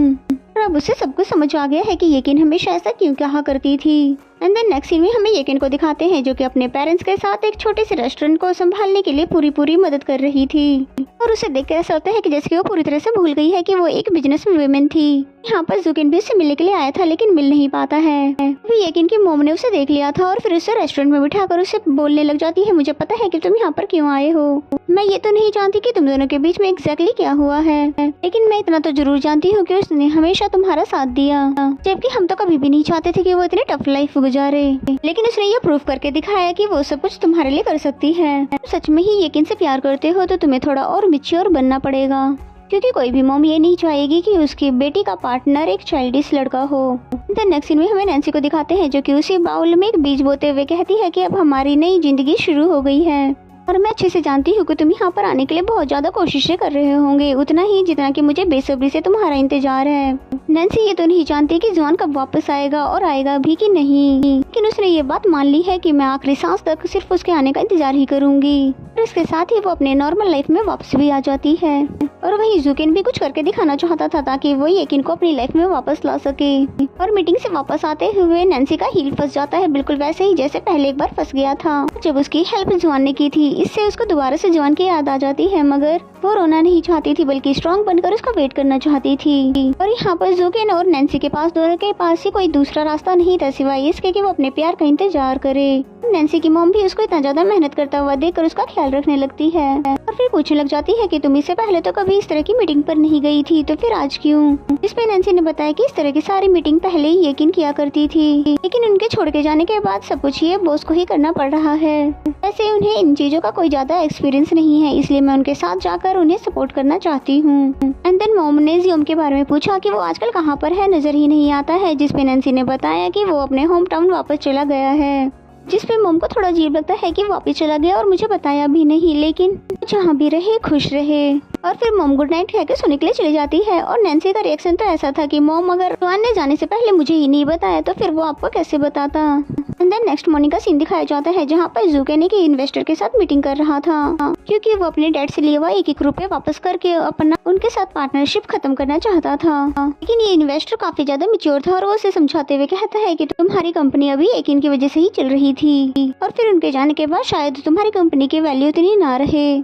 और जुकिन भी समझ जाता है कि इस तरह कोई भी इन्वेस्टर उसकी कंपनी में इन्वेस्ट करने को तैयार नहीं होगा और अगर इन्वेस्टर नहीं मिलेगा तो वो अपने डैड के लिए वे पैसे वापस कैसे करेगा। और फिर मीटिंग खत्म होने के बाद नैन्सी के पूछने पर जुकिन ने बताया कि आज की मेरी सारी मीटिंग कैंसिल कर दो, क्योंकि मैं समझ गया हूँ कि हमें कोई भी इन्वेस्टर नहीं मिलेगा। इसलिए वो डिसाइड कर लेता है कि वो इन्वेस्टर ढूंढने के लिए अपने घर को बेच देगा और कम से कम अपने डैड के पैसे वापस कर देगा और उनसे अपना पार्टनरशिप खत्म कर देगा और सेल्फ इंडिपेंडेंट हो जाएगा। नैन्सी ने उसे ऐसा करने से मना भी किया, लेकिन ये उसका आखिरी फैसला था। जुकिन के कहने पर नैन्सी को ऐसा करना पड़ा। उसने उसके घर को सील पे तो लगा दिया, लेकिन उसे अभी भी यकीन था मिस येकिन उसे जरूर रोक लेंगी। उन्हें कॉल करके बताती है कि मैं आपसे जरूरी बात करना चाहती हूँ और अगर शाम को आप फ्री हो तो मैं आपसे मिलने आना चाहूंगी। जिसपे येकिन ने उसे मिलने के लिए बुला लिया और फिर हम इन दोनों को साथ में देखते हैं। और नैन्सी तो उनको इस तरह से काम करता हुआ देखकर हैरान हो जाती है कि ये तो बिल्कुल भी उस तरह की येकिन नहीं लग रही जैसे कि ऑफिस में होती थी। और फिर उनसे मिलकर पूछने भी लग जाती है कि यहाँ पर आप दिन रात काम करके थकती नहीं हो क्या। जिसपे येकिन ने बताया कि ये तो फिजिकली चैलेंज है, कम से कम मेंटली चैलेंज से तो बहुत ही बेहतर है। जिसके बाद नैन्सी ने बताया कि बॉस अपने फादर के साथ पार्टनरशिप खत्म करना चाहते हैं और इन्वेस्टर को लाने के लिए उन्होंने अपना घर सेल पर लगा दिया है और शायद ये सब कुछ वो आपके रिजाइन करने की वजह से कर रहे हैं। और क्या ऐसा नहीं हो सकता कि वापस आकर आप उन्हें ये सब करने से मना कर दें। ये सब सुनकर तो येकिन को भी अच्छा नहीं लगता, लेकिन फिर भी वो कहती है कि एक्स कल्चर से अब मेरा कुछ भी लेना देना नहीं है और ये अच्छी बात तो नहीं है कि मैं उनके काम में अब इंटरफेयर करूं, लेकिन अब जो भी हो जाए वो एक्स कल्चर में वापस नहीं जाना चाहती। लेकिन नैन्सी के जाने के बाद उसकी बातों को सोचकर जुकिन को मैसेज करके पूछती है कि तुम ऐसा क्यों कर रहे हो। जिसपे जुकिन पहले तो बताने ही वाला था कि डैड ने मुझे सब कुछ बता दिया है, लेकिन फिर कह देता है कि तुम्हें इस बारे में सोचने की कोई जरूरत नहीं है, तुम बस रेस्ट करो। देन नेक्स्ट सीन में हमें नैन्सी को दिखाते हैं जो कि ज्यादा वर्क बर्डन होने की वजह से परेशान हो गई है और मैं इतनी बड़ी प्रॉब्लम को मिस येकिन के बिना कैसे सोल्व करूँ। भले ही उन्होंने मुझे अपने नोट्स दे दिए हैं, लेकिन उनके बिना तो मैं कुछ भी नहीं कर पा रही एंड आई होप कि वो जल्दी से वापस आ जाए। तभी यहाँ पर लूसी ने आके बताया कि तुम सारी टोरिन के बारे में भूल गई हो क्या, और जुआन को भी बता दो क्योंकि इंटरव्यू देने के लिए तुम दोनों को साथ में जाना है। और नैन्सी फिर से उसके बारे में सोचकर परेशान हो जाती है और साथ ही सोचती है कि हम दोनों ने बैठकर कैसे नोवेल लिखा था और यही सोच सोच कर सैड हो जाती है और वो रोने ही वाली थी कि तभी एक एजेंट का कॉल आ जाता है जो कि बताता है कि जुके के घर को खरीदने वाला बायर मिल गया है। और फिर नैन्सी यही बात जाकर अपने बॉस को बता देती है जो कि कब से यही सुनने का इंतजार कर रहा था। और वहीं उसके डैड को भी पता चल गया था कि जुकेन मेरे पैसे लौटाने के लिए क्या कुछ कर रहा है, लेकिन वो भी उसे ऐसा करने से मना नहीं करते। लेकिन जो कुछ भी है, नैन्सी को इन सबसे बहुत ज्यादा बुरा लगता है क्योंकि उसने अपने बॉस को कभी भी इतना बेबस नहीं देखा। द नेक्स्ट सीन में मॉम जुआन के दिए हुए गिफ्ट के बारे में उससे पूछती है। ये वही बेल है जो कि तुम्हारे वीचैट प्रोफाइल पर लगी हुई है, जिस पे नैन्सी ने बताया कि हाँ ये वही बेल है। और फिर उसके पास जाते हुए सोचने लगी कि जुआन कैसे रह रहा होगा। हम देखते हैं कि जुकेन ने अपने घर को सेल कर दिया है और सारा इम्पोर्टेंट सामान लेकर ऑफिस में ही शिफ्ट हो गया है। और ऑफिस के सभी लोग हैरानी से देख रहे थे, क्या उन्होंने अपना घर खो दिया है और क्या अब ये ऑफिस भी बंद हो जाएगा। जिस पे नैन्सी ने बताया कि ऐसा कुछ भी नहीं है, उनके घर में कुछ काम चल रहा है इसलिए कुछ दिनों के लिए यहाँ पर ये शिफ्ट हुए हैं, इसलिए टेंशन की कोई भी बात नहीं है। एंड द नेक्स्ट सीन में नैन्सी को ड्रिंक करते हुए दिखाते हैं और साथ ही उसने येकिन को भी ड्रिंक करने के लिए बुला लिया था। और फिर नैन्सी ने येकिन को बता दिया कि बॉस ने अपना घर सेल कर दिया है और अपना सारा सामान लेके ऑफिस में ही शिफ्ट हो गए हैं और वो सारे प्रोजेक्ट्स और सारी मीटिंग वो अब अकेले ही कर रहे हैं जिन्हें आप किया करती थी। और काफी समय से उन्होंने कोई भी सीरीज नहीं लिखी है और बहुत सारा काम भी पेंडिंग पड़ा हुआ है और उनसे तो कुछ भी नहीं लिखा जा रहा है, वो तो सिर्फ आपकी ही बात सुनते हैं और क्या आप कंपनी में वापस आकर उन्हें ये सब करने से रोक नहीं सकती हो। इस पे येकिन ने बताया कि मैंने उससे बात करने की कोशिश की थी लेकिन वो शायद मुझे बताना ही नहीं चाहता है और ऐसा सिर्फ तुम लोगों को लगता है कि वो मेरी बात सुनता है और अब की हालात देखकर तो मुझे ऐसा लगता है कि वो मेरी कभी भी नहीं सुनेगा और उसने हमेशा वही किया जो उसके दिल ने चाहा। खैर उसे छोड़ो, देखो मैं तुम्हारे लिए केक लेकर आई हूँ जो कि बियर केक था जो कि मुझे तुम्हारे लिए बहुत ही अच्छा लगा इसलिए मैं लेकर आई। और उसे देखते के साथ ही उसकी आंखों में आंसू आ जाते हैं क्योंकि जुआन ने भी सेम ऐसे ही गिफ्ट दिया था। और येकिन को तो उसका ये बिहेवियर समझ नहीं आता। इससे पहले कि वो उसके बारे में कुछ पूछ पाती कि तभी यहाँ पर येकिन की कॉल आ जाती है जिसने फौरन से नैन्सी को ऑफिस बुला लिया है। एंड देन नैन्सी ऑफिस पहुँच जाती है जहाँ पर जुकेन उसे बताता है कि मैंने स्क्रिप्ट लिख लिया है और इसे चेक करने के बाद तुम इसे एडिटर के पास भेज देना। और उसे लेट नाइट ऑफिस बुलाने के लिए सॉरी भी कहता है। बाद नैन्सी ने पूछा कि आप अपने पेरेंट्स के घर पर क्यों नहीं रह लेते, जिस पे जुकेन ने बताया कि मैं उस घर से ज्यादा यहाँ पर कंफर्ट फील करता हूँ। और फिर नैन्सी जैसे ही स्क्रिप्ट राइट लेने के लिए टेबल की तरफ जाती है तो वहाँ पर आग लगी हुई होती है और आग को देखते ही उसे पैनिक का अटैक आ जाता है और जुकेन उसे देखते ही जल्दी से फायर एक्सटेंशन लेने के लिए दौड़ता है और यहाँ पर तो नैन्सी की हालत खराब होती जाती है, इसलिए जुआन का नाम लेकर हेल्प के लिए चिल्लाने लगती है और एंसेंट एरा में जुआन भी इसकी आवाज सुन लेता है, इसलिए फौरन से बाहर निकल जाता है और नैन्सी को ढूंढने लग जाता है लेकिन उसको सिर्फ नैन्सी की आवाज ही सुनाई दे रही थी। तभी वहाँ पर फेरिजान आ जाते हैं जो कि बोलते हैं कि तुम उसे बचाना जाना चाहते हो तो मैं तुम्हें एक मौका और दे सकता हूँ, लेकिन इसके लिए तुम्हें मेरा एक मिशन पूरा करना होगा। जिस पे जुआन ने कहा कि मैं तुम्हारी सारी बात मानने को तैयार हूँ पर मैं पहले उसे बचाने जाना चाहता हूँ। जिस पे मिस्टर जैन ने बोला कि अगर तुम चाहो तो दोबारा से सोच सकते हो क्योंकि इसमें हो सकता है तुम्हारे रिलेशनशिप को भी खतरा हो, लेकिन जुआन उसकी हर बात मानने के लिए तैयार था। देन नेक्स्ट सीन में वो उसके पास पहुँच जाता है और नैन्सी को उठाकर सोफा पर लिटा देता है और फिर जैसे ही नैन्सी की आँख खुलती है तो उसे देखते ही फौरन हक कर देती है और फिर रोते हुए कहती है कि तुम्हें पता है ना तुम्हें मैंने कितना ज्यादा मिस किया है, फाइनली तुम वापस आ गए हो। लेकिन इस बार जुआन तो कुछ ज्यादा ही अजीब बिहेव कर रहा था और वो उसी तरह से बिहेव करने लगा जैसा कि वो नैन्सी से पहली बार मिलने पे किया था और फिर खुद से उसे दूर करते हुए बोलता है तुम्हें क्या लगता है कि तुम जब चाहे मुझे हक कर लोगी और मुझे सच सच बताओ कि मैं कौन हूँ और यहाँ पर कैसे आ गया। जिस पे नैन्सी को लगता है शायद वो सब कुछ भूल गया है इसलिए बताने लगती है कि मैं तुम्हारी गर्लफ्रेंड हूँ। जिस पे जुआन ने उसको अपनी बकवास बंद करने के लिए उसे इग्नोर मारते हुए वहाँ से जाने लगा और फिर नैन्सी भी उसके पीछे दौड़ती है और पूछने लगती है क्या सच में मैं तुम्हें याद नहीं हूँ, लेकिन जुआन तो ऐसा दिखा रहा था जैसे कि वो इस लड़की से पहली बार मिला हो। और फिर जुआन ने कहा कि देखो तुम मुझसे फ्लर्ट करना बंद कर दो और ना ही मेरे पीछे आना वरना तो मैं तुम्हारी गर्दन ही काट दूंगा। ये कहते हुए जुआन वहाँ से जाने लगा जबकि नैन्सी उसे पीछे से आवाजें देती रही और वो कहती है कि मैं तुम्हारे बारे में सब कुछ जानती हूँ, तुम हैवान के यंग मास्टर हो जिसे एक नोवेल में ये कैरेक्टर मैंने ही तुम्हें दिया था और मैंने ही इसके बारे में लिखा था और फेरिजैन ने तुम्हें मेरा अनफॉरगेटेबल लव बनाकर यहाँ पर भेज दिया। तुम ही मेरे बेस्ट फ्रेंड हो और मेरे सबसे ज्यादा करीब और तुम पहले इंसान हो जिसे मैंने अपनी फीलिंग कन्फेस की है। तुम ही वो इंसान हो जिसे मैंने अपनी लाइफ में सबसे ज्यादा मिस किया। और जुआन भी उसकी फीलिंग समझ तो रहा था लेकिन फिर भी उसे इग्नोर करते हुए वहाँ से चला जाता है।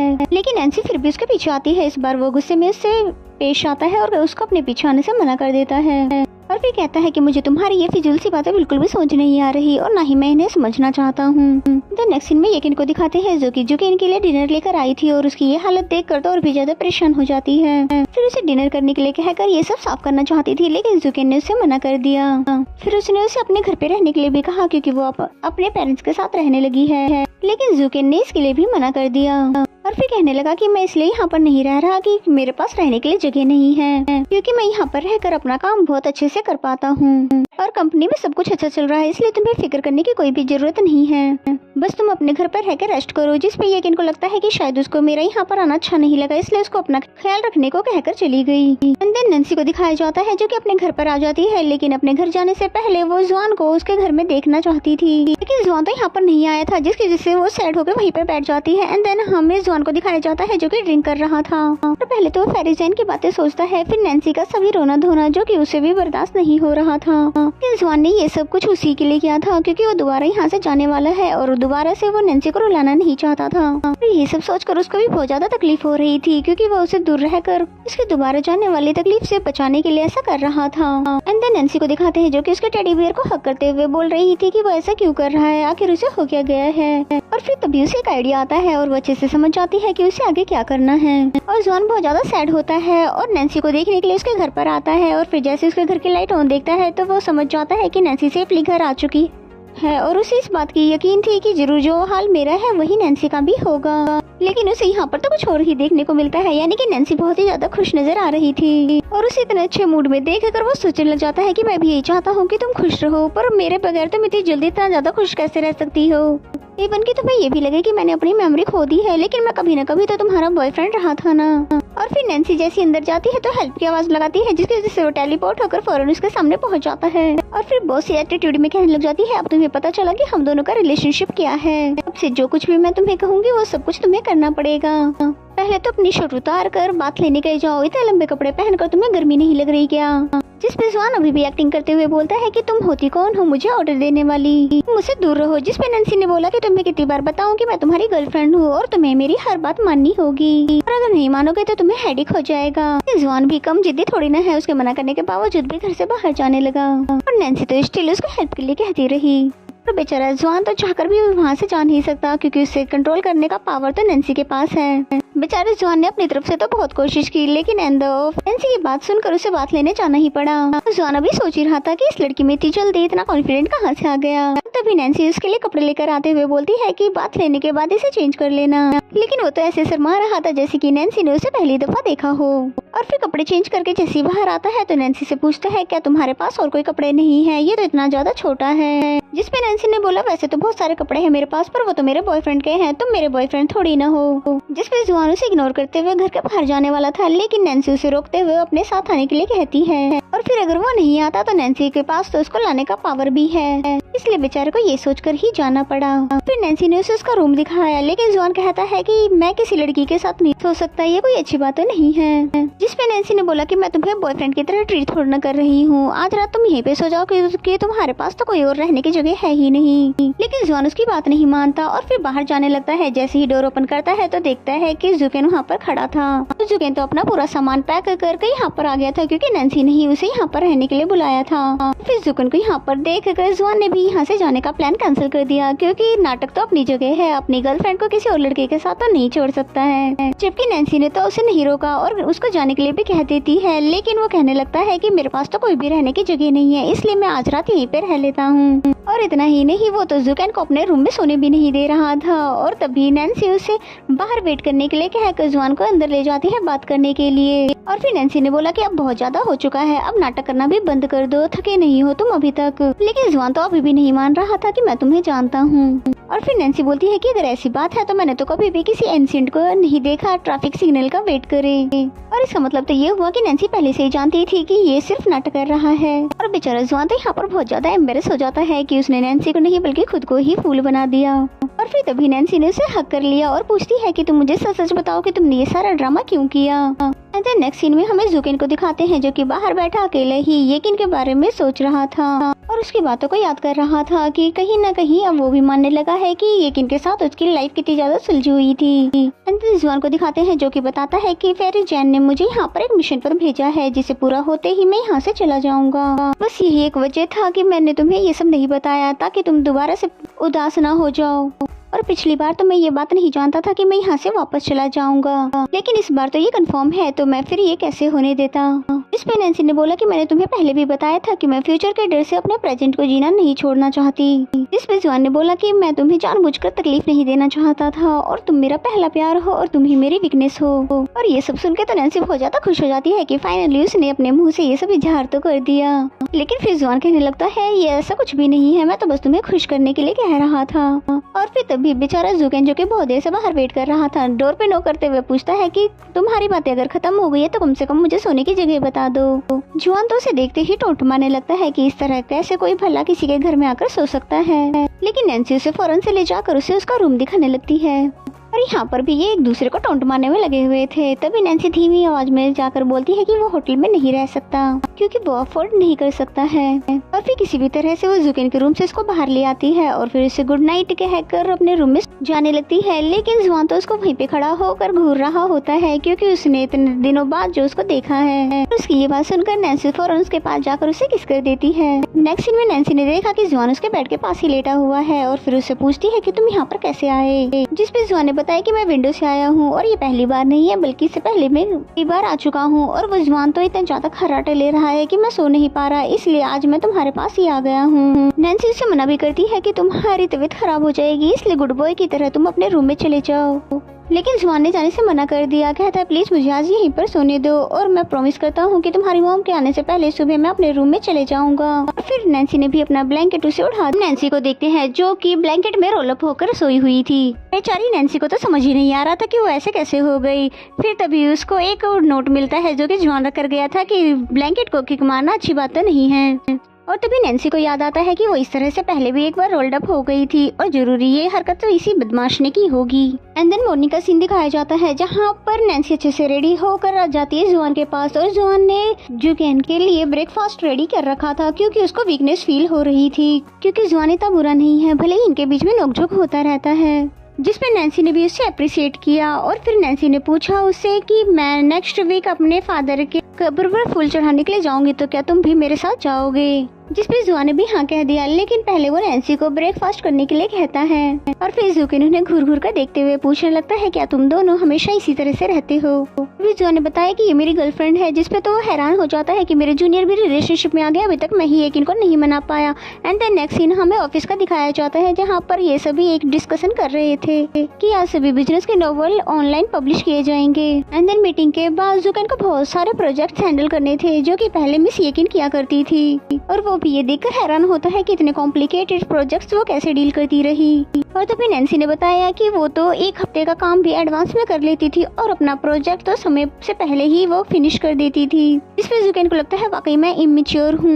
एंड देन जुकेन येकिन से मिलने के लिए आता है और फिर उसे स्केटिंग करने के लिए ले जाता है और साथ ही उसे माफी भी मांगता है ये कहकर कि मैंने तुमसे वादा किया था मैं तुम्हें हर बर्थडे पर यहाँ पर लेकर आऊंगा। मैं बिजी रहता था और ऊपर से तुम भी बिजी रहती थी और तुम इतने सारे कॉम्प्लिकेटेड प्रोजेक्ट्स कैसे हैंडल करती थी। और इसका मतलब ये हुआ कि उसे फाइनली एहसास हो गया कि येकिन ने उसके लिए कितना कुछ सहा है। और फिर जुकेन बोलता है कि तुमने मुझसे मेरे डैड के बारे में पूछा था, पर मैं ये सब करके अब फाइनली अब इंडिपेंडेंट होकर रहना चाहता हूँ ताकि मैं अपना बोझ दूसरे इंसान पर न डालूं। नैन्सी को तो उसकी बातें सुनकर प्यार आ रहा होता है क्योंकि वो हमेशा से ही तो उसको रिस्पॉन्सिबल पर्सन बनाना चाहती थी। और फिर दोनों ही मिलकर सेटिंग करने लग जाते हैं जहाँ पर येकिन को तो नहीं आ रहा था लेकिन जुकेन इसमें मास्टर है और फिर उसे संभालते हुए सिखाने लगता है और काफी मस्ती मजाक करते हुए एंजॉय करते हैं।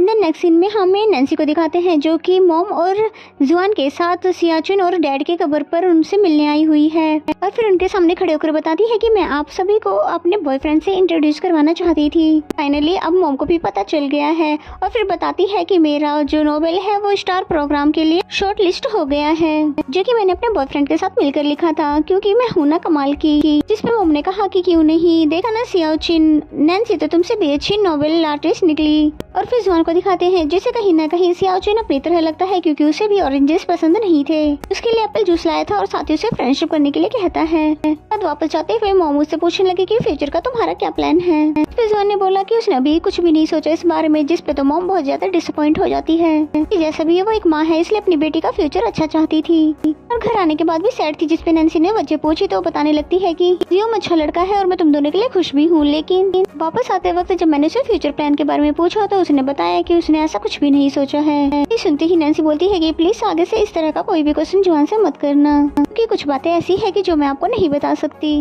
और अगर मैं आपको बता भी दूं तो आपको तब भी यकीन नहीं होगा। और इस बात पर तो मॉम को गुस्सा आ जाता है और बोलती है हाँ ठीक है, तुम मुझे क्यों बताने लगी, क्योंकि मैं तुम्हारी बायोलॉजिकल मदर थोड़ी ना हूँ। ना उसने कुछ सोचा है ना ही तुम्हें पता है कि फ्यूचर में क्या करना है, तो फिर तुम दोनों का फ्यूचर क्या बनेगा। नैन्सी चाहकर भी उनको अपनी बात नहीं समझा सकती थी। नाराज होकर वहाँ से चली जाती है। एंजन जुआन को दिखाते हैं जो कि सोते हुए सपने में सियाओचुन को देख रहा था, और वो देखता है कि सियाओचुन भी नैन्सी को बहुत ज्यादा पसंद करता था और उसके बारे में लिखता रहता था, लेकिन जब भी वो उसके सामने आती थी तो ऐसे बिहेव करता था जैसे वो उसे पसंद नहीं करता है। नैन्सी उसके पास मैथ्स का क्वेश्चन लेकर आती है, लेकिन वो उसको भगा देता है क्योंकि वो अनजाने में ही कहीं उसे अपनी फीलिंग ही ना बता दे। इस बात ने तो जुआन को कंफ्यूजन में डाल दिया कि सच में सियाओचुन नैन्सी को लाइक करता था और वो चाहता है कि ये बात मैं नैन्सी को बताऊं। और फिर वो सोचते सोचते रूम से बाहर आता है और यहाँ पर उसे जुकेन उसे डरा ही देता है, क्योंकि वो अपने नोबल का एक पार्ट इमेजिन कर रहा होता है, जिस पे जुआन उसे ये फिजूल सा काम छोड़कर थोड़ी देर के लिए अपनी बात सुनने के लिए कहता है, ये कहकर कि मैं बाद में तुम्हारी हेल्प करवा दूंगा। और फिर उसे बताने लगता है कि तुम इमेजिन करो कि तुम येकिन को पसंद करते हो और तुम दोनों साथ में भी हो, लेकिन तुम्हें बाद में पता चला कि एक क्रश भी है जो कि बचपन का था, और उसको जिस पे क्रश था उस लड़के को भी येकिन पे क्रश था। तो क्या इसके बारे में जानने के बाद तुम येकिन को ये बात बताओगे, जिस पे तो पहले जुकेन के लिए ये इमेजिन करना भी काफी मुश्किल हो रहा था कि येकिन तो मान ही नहीं रही है, तो साथ होना तो दूर की बात है। जिस पे जुकेन ने बोला कि हाँ मैं उसे बता दूंगा। फिर जुआन बोलता है कि अगर तुम्हें ये बात पता हो कि अगर तुम उसे ये बता दोगे तो तुम हमेशा के लिए इस दुनिया से डिसअपियर हो जाओगे, या फिर भी बताओगे। जिस पे जुकेन बोलता है कि हाँ मैं उसे फिर भी बताऊंगा, क्योंकि उसे बाद में पता चला तो मुझे मार कर डिसअपियर कर ही देगी, इसलिए बेहतर होगा कि मैं ही उसे बता दूं। जबकि बेचारा जुआन तो बहुत ज्यादा सीरियस था और जुकेन को तो अभी भी मजाक सूझ रहा था। इस पर जुआन उसे नुकारा कहते हुए चला जाता है और फिर सोचने लगता है कि क्या यही एक मिशन है जो कि फेरी जैन मुझसे कंप्लीट करवाना चाहते थे। नेक्स्ट सीन में मॉम को दिखाते हैं जो कि ऑफिस जाने के लिए तैयार हो रही थी और यहाँ पर वो अभी भी बहुत ज्यादा नाराज दिख रही थी और बाहर जुआन से मिलकर भी अच्छे से बात नहीं करती है। फिर जुआन नैन्सी से मिलने के लिए आता है, जिसपे नैन्सी को लगता है शायद मॉम आई होगी वापस, जरूर कुछ न कुछ घर में रह गया होगा। और फिर जैसी डोर ओपन करती है तो देखती है ये तो जुआन खड़ा था जो कि उसके लिए ब्रेकफास्ट लेकर आया था। और फिर बातें करते समय वो बताता है कि कल तुम्हारी मॉम ने मुझसे फ्यूचर प्लान के बारे में पूछा था। फिर मेरा आंसर सुनने के बाद वो डिसअपॉइंट हो गई और मुझे भी ये बिल्कुल भी अच्छा नहीं लगा और काश मैं भी इस दुनिया में नॉर्मल लोगों की तरह पैदा हुआ होता, और अगर ऐसा होता तो मैं तुम्हारा फर्स्ट लव होता। चलो कोई बात नहीं, फर्स्ट लव नहीं हुआ तो फर्स्ट किस तो हो ही गया हूँ ना। नैन्सी को तो इसकी बातें सुनकर बहुत ज्यादा हंसी आ रही थी, जिस पे जुआन बोलता है तो क्या हुआ अगर मैं तुम्हारा फर्स्ट लव नहीं बन सका, कम से कम मैं तुम्हारा फर्स्ट मैरिज तो बन ही सकता हूँ। और ये सुनते ही नैन्सी भी शर्माने लग जाती है और फिर क्योंकि आज का दिन जो उसका अच्छा गुजरने वाला है, क्योंकि उसने जुआन के मुंह से ये बातें जो सुन ली है। फिर उसमें बैठकर मजे मजे से स्टिकर बना रही थी कि तभी वहाँ पर लूजिंग केक लेकर आता है, जिस पे नैन्सी ने कहा कि आज तो मेरा बर्थडे नहीं है तो ये केक किस खुशी में है। तभी जियाओ ने उसे उसका नोवेल दिखाया जो कि पब्लिश होने के बाद ट्रेंड कर रहा था। किसी को क्या पता था कि नैन्सी इतनी जल्दी फेमस हो जाएगी। उसके सारे कलीग्स उसके लिए बहुत ज्यादा खुश थे और नैन्सी का तो खुद भी खुशी के मारे बहुत बुरा हाल था। और तो और यहाँ पर जुकेन भी उसकी खुशी में शामिल होने के लिए आ गया है, जबकि जुकेन को ऐसी गैदरिंग तो बिल्कुल भी पसंद नहीं थी, ना ही वो ऐसी पार्टी में जाता है। लेकिन इस खुशी के मौके पर वो येकिन को मिस कर रहा था, काश वो भी हमारे साथ होती। इसके बाद ये सभी लोग एक साथ पिक्चर्स निकलवाते हैं और इनके हैप्पीनेस से पता चलता है कि इनका एक्स कल्चर बहुत ही ज्यादा सक्सेसफुल होने वाला है। सीन में नैन्सी इनको पिक्चर्स सेंड करती है येकिन को और साथ ही थैंक्स भी कहती है हर उस मोमेंट के लिए जब उन्होंने उसे सपोर्ट किया था। इस पे येकिन भी बहुत ज्यादा खुश होती है और वो जैसी पिक्स देखती है तो उसको इस बात की भी खुशी होती है कि जुकेन ने फाइनली उनके साथ में सेलिब्रेट किया। एंड देन जुकेन को दिखाते हैं जो कि नोबेल और एक्स कल्चर के बारे में पॉजिटिव रिव्यू देखकर खुश हो रहा था। तभी येकिन का मैसेज आता है जो कि बोल रही थी कि मैं तुम्हारे लिए बहुत ज्यादा खुश हूँ। क्योंकि तुमने जो रास्ता चूज किया था आज भी तुमने उस पर गिव अप नहीं किया। देन फ्लैशबैक का सीन दिखाया जाता है जब जूकिन को पहली बार ट्रॉफी मिली थी तो उसके लिए जूकिन से ज्यादा येकिन खुश थी। उसे बताती है कि मैं राइटर नहीं बन पाई तो क्या हुआ, तुम हो ना, तुम एक दिन देखना बहुत बड़े ऑथर बन जाओगे और फिर मैं तो तुम्हारे साथ ही जॉब करूंगी। और जूकिन तो खामोशी से उसको बस देख रहा था और फिर बोलता है कि मैंने डिसाइड कर लिया, मैं एक अलग कंपनी बनाऊंगा। फिर वहीं पे पड़ा किंग को निकाल कर देने लग जाता है जो कि येकिन को बहुत ज्यादा पसंद आया था और जिसे येकिन ने आज तक संभाल कर रखा हुआ है और दोनों ही एक दूसरे के लिए बहुत ज्यादा सिंसियर है, लेकिन फिर भी कोई भी हिम्मत नहीं जुटा पा रहा। देन जुआन को दिखाया जाता है जो कि नोबेल को ट्रेंडिंग करता हुआ देखकर बहुत ज्यादा खुश हो जाता है और फिर जल्दी से नैन्सी को मैसेज कर अपने साथ डिनर करने के लिए बोलता है। उसे तो सच में ये बात की यकीन ही नहीं आ रहा था कि उसकी नोबेल को इतना ज्यादा पसंद किया जा रहा है। वो तो बस ये सब कुछ लिखकर नैन्सी को अपनी फीलिंग बताना चाहता था। एंड देन नेक्स्ट सीन में हमें नैन्सी को दिखाते हैं जो कि डिनर पर आती है पर जुआन तो अभी तक वहाँ पर नहीं आया था और उसे यहाँ पर ना देखकर नैन्सी जल्दी से उसे कॉल लगा देती है कि तभी उसे टेबल के नीचे से जुआन दिखता है और फिर अजीबगरीब तरीके से बाहर आते हुए उसे प्रपोज करने लगता है। वो इतना ज्यादा एक्साइटेड हो जाता है कि उसे खामोश करवाने के लिए नैन्सी को फाइनली बोलना पड़ता है कि अगर तुम चुप नहीं हुए तो मैं तुमसे ब्रेकअप कर लूंगी, जिस पे जुआन को उसकी बात माननी पड़ती है और फिर उसके पास बैठते हुए लोगों के कमेंट सुनाने लगता है कि लोगों ने उसके कैरेक्टर को कितना ज्यादा पसंद किया है, जिसपे नैन्सी ने भी उसे थैंक यू कहा क्योंकि अगर तुम नहीं हो पाते तो ये नोवेल मैं कभी भी नहीं लिख पाती। जिसके बाद वो वॉशरूम जाते हुए आग देख लेती है और उसको अचानक से फिर पैनिक का अटैक आ जाता है। उसे वही इंसिडेंट याद आता है जिसमें उसके डैड की और सियाचुन की जान चली गई थी। तभी जुआन फौरन से उसके पास आता है और उसे हक करता है और उसे संभालते हुए यहाँ से ले जाता है और जुआन भी उसके लिए बहुत ज्यादा परेशान हो जाता है क्योंकि उसे पहले ये पैनिक का अटैक इतनी जल्दी नहीं आता था जो कि अब आ रहा है। कहीं ये सब मेरे वापस जाने की वजह से तो नहीं हुआ है।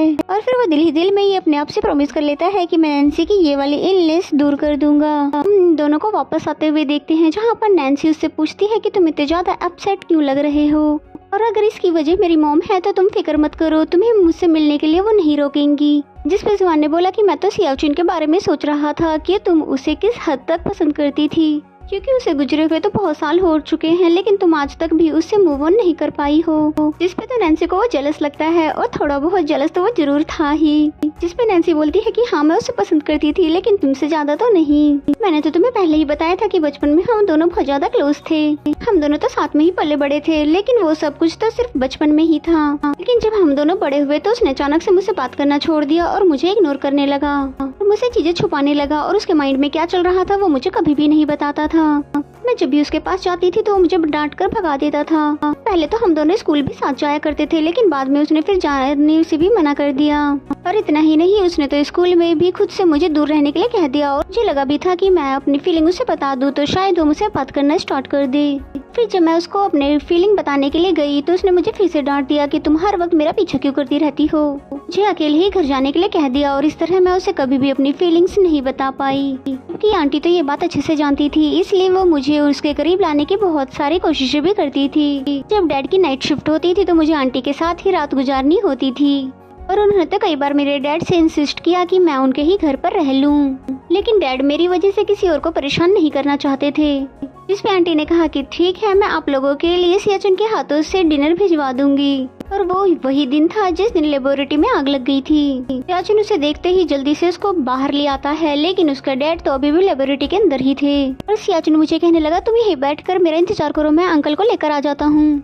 सियाचुन अंदर जाता है उसके डैड को ढूंढने के लिए लेकिन आग बहुत ज्यादा थी और फिर अंकल को अपने बैग पर कैरी करके बाहर लाने लगा और काफी हद तक तो कामयाब भी हो गया था। लेकिन लास्ट में एक बहुत ही बड़ा फायर एक्सप्लोड होता है और इन दोनों की जान चली जाती है। नैन्सी रोते हुए उन दोनों को आवाजें लगाने लगी। उन दोनों में से कोई भी तो उसको आंसर देता नहीं है लेकिन इसी वजह से उसको पैनिक डिसऑर्डर हो जाता है और वो जुआन को बताती है कि वो बहुत ही अच्छा इंसान था, बहुत ही ज्यादा जीनियस और हार्ड वर्कर और टैलेंटेड, मेरी तरह नहीं जो कि कोई भी काम सही से नहीं कर सकती और अगर आज वो जिंदा होता तो यकीनन मेरे बॉस से भी ज्यादा अच्छा राइटर होता।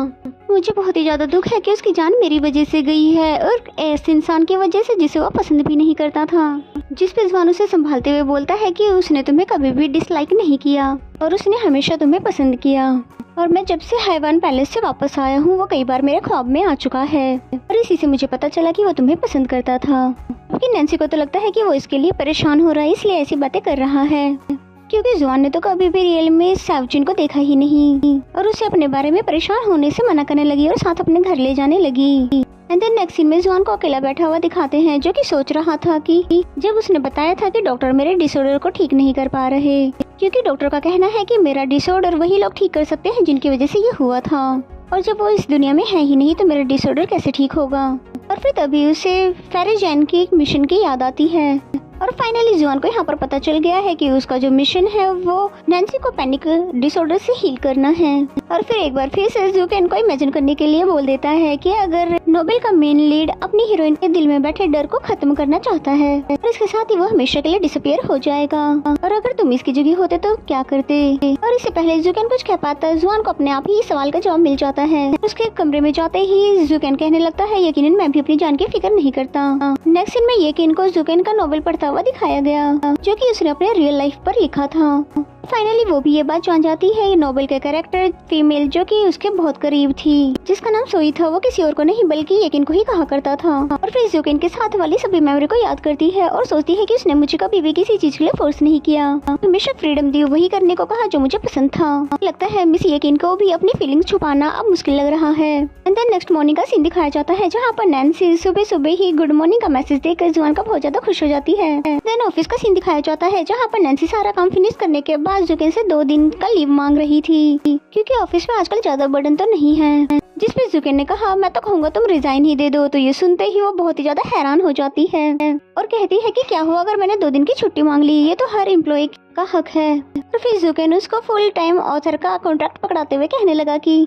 बहुत ही अच्छा लिख लेती हो और इस पोस्ट के लिए तो तुम्हें असिस्टेंट की पोस्ट तो छोड़नी ही होगी। और नैन्सी तो इतनी ज्यादा एक्साइटेड हो जाती है कि जुकेन उस पर बिना सिग्नेचर किए ही उसे बाहर सोचने के लिए भेज देता है। एंड देन जुआन को दिखाया जाता है, जो कि आंटी से मिलने के लिए आया था, जो कि अभी डांस क्लासेस दे रही थी, और उन्हें बताता है कि मैं आपसे जरूरी बात करना चाहता हूँ। वैसे तो वो पहले से ही जानती थी कि जुआन क्या बात करना चाहता है, और कहने लगी कि मैं तुम दोनों के रिलेशनशिप के अगेंस्ट नहीं हूँ, लेकिन वहाँ होने के नाते मेरा भी कुछ फर्ज बनता है, और अगर तुम्हारा फ्यूचर के बारे में कोई भी प्लान नहीं है तो मैं अपनी बेटी का हाथ तुम्हारे हाथ में कैसे दे दूँ। जिस पे जुआन ने भी स्ट्रेट फॉरवर्ड कह दिया कि मैं इस दुनिया का नहीं हूँ, मैं तो बस नैन्सी का लिखे हुए नोवेल का एक फिक्शन कैरेक्टर हूँ जुआन। उन्हें भी याद आ गया कि जब नैन्सी जुआन के बारे में लिख रही थी, फिर भी कहने लगती है, क्या तुम दोनों को मैं 3 साल की बच्ची लगती हूँ कि तुम मुझे अजीब गरीब कहानी सुनाओगे, मैं मान जाऊंगी। जिसके बाद जुआन अपने हाई जंप करके अपने पावर का यकीन उन्हें दिखाने लगता है, और ये कोई आम इंसान तो नहीं कर सकता है। और अब आंटी को भी इसकी बात का यकीन आ जाता है, और जुआन बताने लगता है कि मैं यहाँ नैन्सी की पैनिक डिसऑर्डर को ठीक करने के मिशन पर यहाँ पर आया हूँ, और इसमें मुझे आपकी हेल्प चाहिए। और उन्होंने बताया कि डॉक्टर के अकॉर्डिंग ये वही ठीक कर सकते हैं जिनकी वजह से ये हुआ था। उसके डैड और सियाचुन तो रहे नहीं, तो अब कैसे ठीक होगा। जिस पे जुआन ने कहा कि ये डिसऑर्डर उनकी वजह से नहीं बल्कि नैन्सी की वजह से है, अगर हम उसका डर खत्म कर दे तो इसका हमेशा के लिए इस पैनिक डिसऑर्डर से जान छूट जाएगी।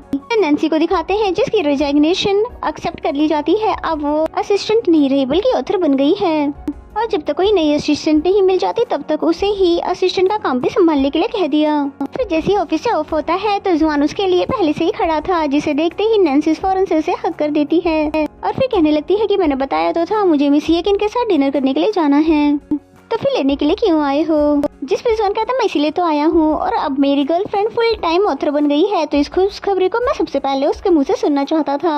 चलो अच्छा हुआ कि तुम्हें तुम्हारे लायक की पोस्ट मिल गई, और वैसे भी तुम किसी और की असिस्टेंट नहीं हो सकती सिवाय मेरे। नैन्सी भी इस बात से हैप्पी थी, पर लेकिन अब पोस्ट बड़ी हो गई है तो बर्डन भी बढ़ जाएगा, और फिर दोनों ही बातें करते वहाँ से जाने लगे। एंड देन नेक्स्ट सीन में नैन्सी को यकीन के साथ डिनर करते हुए दिखाया जाता है, और उसके ऑथर बनने की खुशी में उसकी स्पेशल डिशेस बनवाई थी। नैन्सी ने बताया कि मैंने कभी सोचा भी नहीं था कि मैं ऑथर बन जाऊंगी, मेरा तो सबसे बड़ा ख्वाब भी असिस्टेंट बनना ही था, और सच कहूँ तो मुझे राइटिंग करने की सबसे बड़ी मोटिवेशन तो सिर्फ आपसे ही मिली है। अब नैन्सी का तो ख्वाब पूरा हो चुका है, जिसपे वो यकीन का भी ख्वाब पूछने लगती है, जिसपे वो कहती है कि कुछ ज्यादा नहीं है, बस मैं अपने ड्रीम बॉय का ड्रीम पूरा करना चाहती हूँ। और यहाँ वो जुकेन की बात कर रही थी, और ये बात नैन्सी भी समझ गई, और फिर नैन्सी भी उसे मोटिवेट करते हुए कहने लगी कि पहले मुझे भी डर लगता था अपने प्यारों को खोने से, लेकिन अब सोचती हूँ कि 2 लोग साथ रहे और हर चैलेंज को फेस करे, फिर क्या हुआ एंडिंग अगर थोड़ी सी बुरी हो, इस बात का इतना ज्यादा रिग्रेट नहीं होना चाहिए, और वैसे भी एंडिंग का किसे पता। नेक्स्ट सीन में नैन्सी और जुकेन साथ में बैठकर काम कर रहे थे। जुआन खाने के लिए लेकर आता है, लेकिन जुकेन को खाने नहीं देता।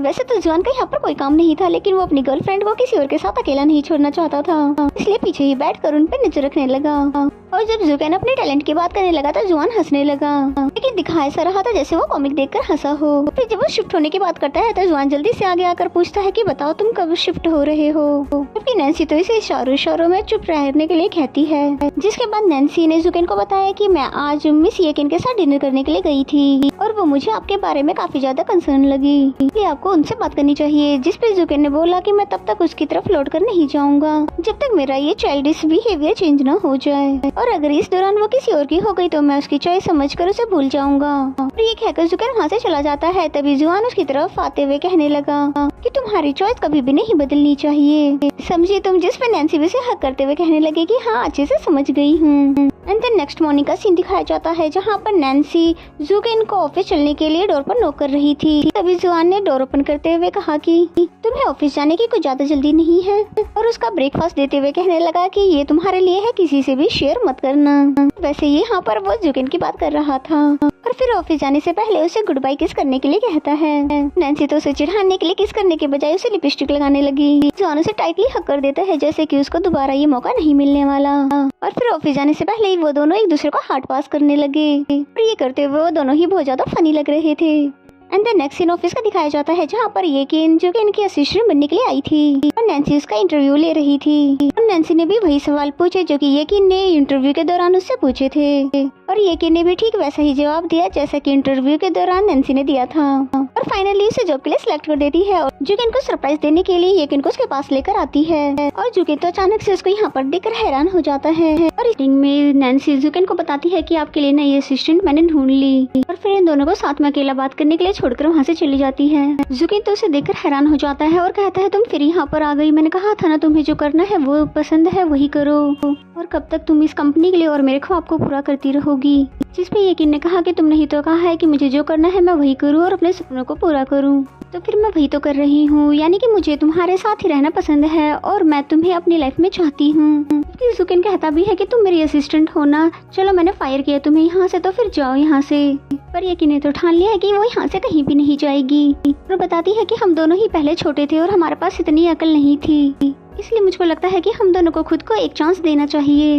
ये सब कुछ इतना अचानक हो गया कि जुकैन को समझ ही नहीं आ रहा कि अब वो क्या कहे, लेकिन येकिन ये कह के जाने लगे कि हमारे पास बहुत टाइम है, आराम से सोच लेना। नेक्स्ट में ऑफिस से जाने के बाद नैन्सी जुआन से मिलना चाहती थी, लेकिन वो तो घर पर ही नहीं था, और अपने घर पर आकर देखती है तो मम्मी घर पर नहीं है। फिर जैसे अपने रूम में आती है तो जुआन को वहाँ बैठा देखती है बिल्कुल सियाचिन की तरह कपड़े पहनकर राइटिंग करते हुए, और जुआन को ऐसे देखकर एक सेकंड के लिए तो वो बिल्कुल हैरान हो जाती है। और फिर जुआन ने बताया कि ये कपड़े मुझे आंटी ने दिए हैं। फिर बताता है कि तुम्हारे कपड़े हो रहे पड़े इसलिए तुम इसे पहन लो, लेकिन नैन्सी को तो कुछ भी समझ नहीं आ रहा था कि ये हो क्या रहा है। जिस पे जुआन ने बताया कि मैं डिसअपियर होने से पहले तुम्हारा डिसऑर्डर ठीक करना चाहता हूँ, और मैं जानता हूँ कि तुम ब्रेव बनने की कोशिश कर रही हो और अपनी फीलिंग हमें नहीं बताती हो, कम से कम मेरे बारे में सोच लो, क्या मुझे अच्छा लगेगा अगर मैं डिसअपियर हो गया तुम्हारे ठीक होने से पहले। देन नैन्सी ने भी स्कूल वाली ड्रेसिंग कर ली और जुआन खड़ा होकर उसका वेट कर रहा था, और उसे देखकर तुरंत ही उसे छोड़कर वहाँ से चला जाता है जैसे सियाचिन किया करता था। नैन्सी भी इन सभी बातों को याद करते हुए इसके पीछे दौड़ने लगी, और फिर जुआन स्कूल पहुंचकर नेमोरिटी रूम में चला जाता है जहाँ पर नैन्सी भी उसे फॉलो करते हुए आ जाती है, और जुआन को देखते हैं जो कि सियाचिन की तरह बैठकर सेम सीनरी बना रहा था, और नैन्सी ये सिचुएशन पहले भी फेस कर चुकी थी जब वो उसको अपना फीलिंग बताने के लिए आई थी, लेकिन वो नहीं बता पाई थी। और ये सब देखकर नैन्सी सियाचिन के साथ बिताए हुए लम्हों को याद करने लगती है कि कैसे वो हमेशा उसे डरता रहता था, कभी भी उसको अपने पास नहीं आने देता था, और नैन्सी हमेशा उसके पास आने की कोशिश करती रही, यहाँ तक कि सियाचिन ने तो उसके खातिर अपनी जान भी कुर्बान कर दी। और फिर नैन्सी रोते हुए बोलती है कि सियाचिन मुझे माफ कर देना, मैंने हमेशा सिर्फ अपनी फीलिंग ही बताने की तुमसे सोची, अच्छा होता कि मुझे तुमसे कभी प्यार ही नहीं हुआ होता और ना ही तुम्हें मैंने हेल्प के लिए कहा होता, और तुम आज जिंदा होते और मैं इस दुनिया से चली गई होती। तभी जुआन उसके पास आकर उसे हक करता है और संभालते हुए कहता है कि पागल लड़की, अगर तुम मर जाती तो तुम्हें पता है वो कितना ज्यादा अपसेट हो जाता, क्योंकि वो भी तुम्हें पसंद करता था और बहुत ज्यादा प्यार करता था, वो भी बिल्कुल बचपन से तुम्हारी तरह ही, बस वो भी तुम्हारी तरह ही डरता रहता था अपनी फीलिंग बताने के लिए, और कभी वो अपनी फीलिंग नहीं बता पाया, पर उसने मेरे ख्वाब में आकर अपनी फीलिंग बताई, और वो तुम्हारे लिए अपनी जान क्यों देता अगर वो तुमसे प्यार नहीं करता तो, और उसने तुम्हारी खातिर अपनी जान कुर्बान की क्योंकि ये उसकी चॉइस थी, और जो कुछ भी अब मैं कर रहा हूँ ये मेरी चॉइस है। इसके बाद जुआन अपने हाथ में फायर लेकर आता है, और हम देखते हैं कि नैन्सी को ना तो पैनिक अटैक आता है ना ही उसे फायर से डर लगता है। देखकर नैन्सी बहुत ज्यादा खुश हो जाती है, जिस पे उसे थैंक यू बोलती है। तभी जुआन उसे किस कर देता है कि अब जुआन का मिशन कंप्लीट हो गया है और फेरिजान के अकॉर्डिंग अब उसे हमेशा के लिए यहाँ से डिसअपियर होना है। हम देखते हैं कि बिल्कुल वैसा ही होता है, यानी कि जुआन वहाँ से गायब हो जाता है। शायद इस बार नैन्सी उसे खोने के लिए प्रिपेयर्ड थी। जुआन को दिखाते हैं जो कि अपने नोवेल वर्ल्ड में वापस आ गया था और वहीं फेरिजान आते हुए उसे सॉरी कहते हैं इस खराब वेंडिंग के लिए। और अब टाइम आ गया था कि उसके कैरेक्टर को हमेशा के लिए खत्म कर दिया जाए। जुआन ने कहा कि मैंने पूरी जिंदगी कभी किसी से भीख नहीं मांगी, लेकिन मैं डिसअपियर होने से पहले तुमसे कुछ रिक्वेस्ट करना चाहता हूँ। और फेरिजान ने कहा कि अगर मैं तुम्हारे रिक्वेस्ट को फुलफिल करने में काबिल हुआ तो जरूर करूंगा। और जुआन ने रिक्वेस्ट की कि मेरे जाने के बाद नैन्सी को कोई ऐसे इंसान से मिला दे जो कि हमेशा उसका ख्याल रखे, उससे प्यार करे और उसे कभी भी तकलीफ ना होने दे। लेकिन इस बार मेरी तरह किसी बैड से मत मिलवा देना, बल्कि किसी अच्छे हीरो से मिलवा देना जो वो डिजर्व करती है। और वो खुद को अपना बैड कह रहा था, इसलिए फेरिजान उसे 10 साल पहले की कहानी सुनाने लगा जहाँ ये सब स्टार्ट हुआ था और उसे कितनी ज्यादा मुसीबतों का सामना करना पड़ा था। वो एक हैप्पी सोल हुआ करता था और उसे सुपर पावर से डस्टबिन में एक पेपर फेंकते सियाचुन ने देख लिया था। और फिर सियाचुन उनसे पूछने लगा कि आपने ये सब कैसे किया, जिस पे उन्होंने बोला कि अगर तुम मुझे अपनी कैंडी दे दोगे तो मैं तुम्हें बता दूंगा। जिस पे सियाचुन ने तो अपनी कैंडी शेयर कर ली और फिर फेरिजान बताने लगे क्योंकि मैं अडल्ट हूँ इसलिए ऐसा कर सकता हूँ। सियाचुन बच्चा था, कोई बेवकूफ तो नहीं था। वो बोलता है आपने मेरी कैंडी भी ले ली, ऊपर से मुझसे झूठ भी बोला, इसलिए अब इसके पैसे वापस करो। और फेरिजान ने उसे कॉइन दिया और ये कहा कि आज तुम उस पानी में डालकर इस विश कर लो, अगर वो विश पूरी हो गई तो तुम इस बारे में किसी को नहीं बताओगे। उसे तो लगा था क्योंकि ये बच्चा है ज्यादा से ज्यादा खिलौने का ही विश करेगा, लेकिन सियाचुन ने तो हमेशा अपनी 4 आंखों वाले दोस्त को प्रोटेक्ट करने की विश की। और यहाँ तो फेरिजान भी मुसीबत में पड़ गई क्योंकि जिंदगी का क्या भरोसा और लाइफ का लेना और देना उसके हाथों में थोड़ी ना था। फिर भी फेरिजान को ये यकीन था कि जब सियाचुन बड़ा हो जाएगा तो नैन्सी को भूल जाएगा जब वो दूसरी लड़कियों से मिलेगा तो। लेकिन वो तो अपनी बात का इतना पक्का निकला कि उसको भूलना तो दूर की बात है, उसने उसकी खातिर अपनी जान भी दे दी। लेकिन वो तो चला गया, मुझे मुसीबत में हमेशा के लिए डाल गया। और मैं तो पहले जानता भी नहीं था कि वो 4 आंखों वाली लड़की कौन है। लेकिन जब मैंने उसके पास वो कॉइन देखी जो कि सियाचुन को दिया था तभी मैंने उससे पहचाना। और मैं इतने सालों तक वहाँ बैठकर उसका इंतजार करता रहा कि कभी वो कोई विश मांगेगी तो मैं उसे पूरी करके हैप्पी कर दूंगा, लेकिन उसने कभी भी कोई विश नहीं मांगी। और जब फाइनली उसने अनफॉरगेटेबल लव की विश की तो मुझे उसे पूरी ही करनी पड़ी। जिस पे जुआन ने पूछा मैं ही क्यों, आपने उस चीज के लिए मुझे ही क्यों चूज किया। जिसके बाद फेरिजान ने उसे सियाचुन की डायरी दी जिसमें उसने जुआन का कैरेक्टर क्रिएट किया था और उसे सुपर पावर दी, यानी कि सियाचुन ही वो पहला इंसान था जिसने जुआन का कैरेक्टर पहले बनाया था और वो नैन्सी के नोवेल का कैरेक्टर नहीं था। और वो बचपन से ही नैन्सी को पसंद करता था, इसीलिए उसने जुआन का कैरेक्टर ड्रॉ किया जो कि हमेशा उसकी 4 आंखों वाली फ्रेंड को प्रोटेक्ट करे। और उसकी इस दुनिया से जाने के बाद उसकी सारे थिंकिंग और थॉट तुम्हारे अंदर आ गए और तुमने वही किया जो हमेशा वो करना चाहता था। और तुम्हें बहुत ज्यादा कांग्रेचुलेशंस कि तुमने आखिरी टेस्ट भी पास कर लिया।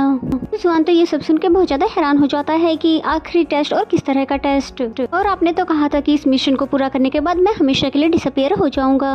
जिसपे फेरिजान ने कहा कि मैंने बिल्कुल ठीक कहा था, इसका मतलब ये हुआ कि आपसे जुआन का कैरेक्टर हमेशा के लिए डिसअपियर हो गया है। और इसी के साथ वो टेलीपोर्ट होकर रियल वर्ल्ड में आ जाता है और अब किसी भी नॉवेल का वो कैरेक्टर नहीं रहा, ना ही उसके पास अब सुपर पावर्स रही, बल्कि अब वो इंसान बन गया है जो कि हमेशा के लिए इस दुनिया में रहने वाला है। और नैन्सी तो उसे देखकर बहुत ज्यादा खुश हो जाती है, उसे तो उम्मीद भी नहीं थी कि जुआन वापस आ जाएगा।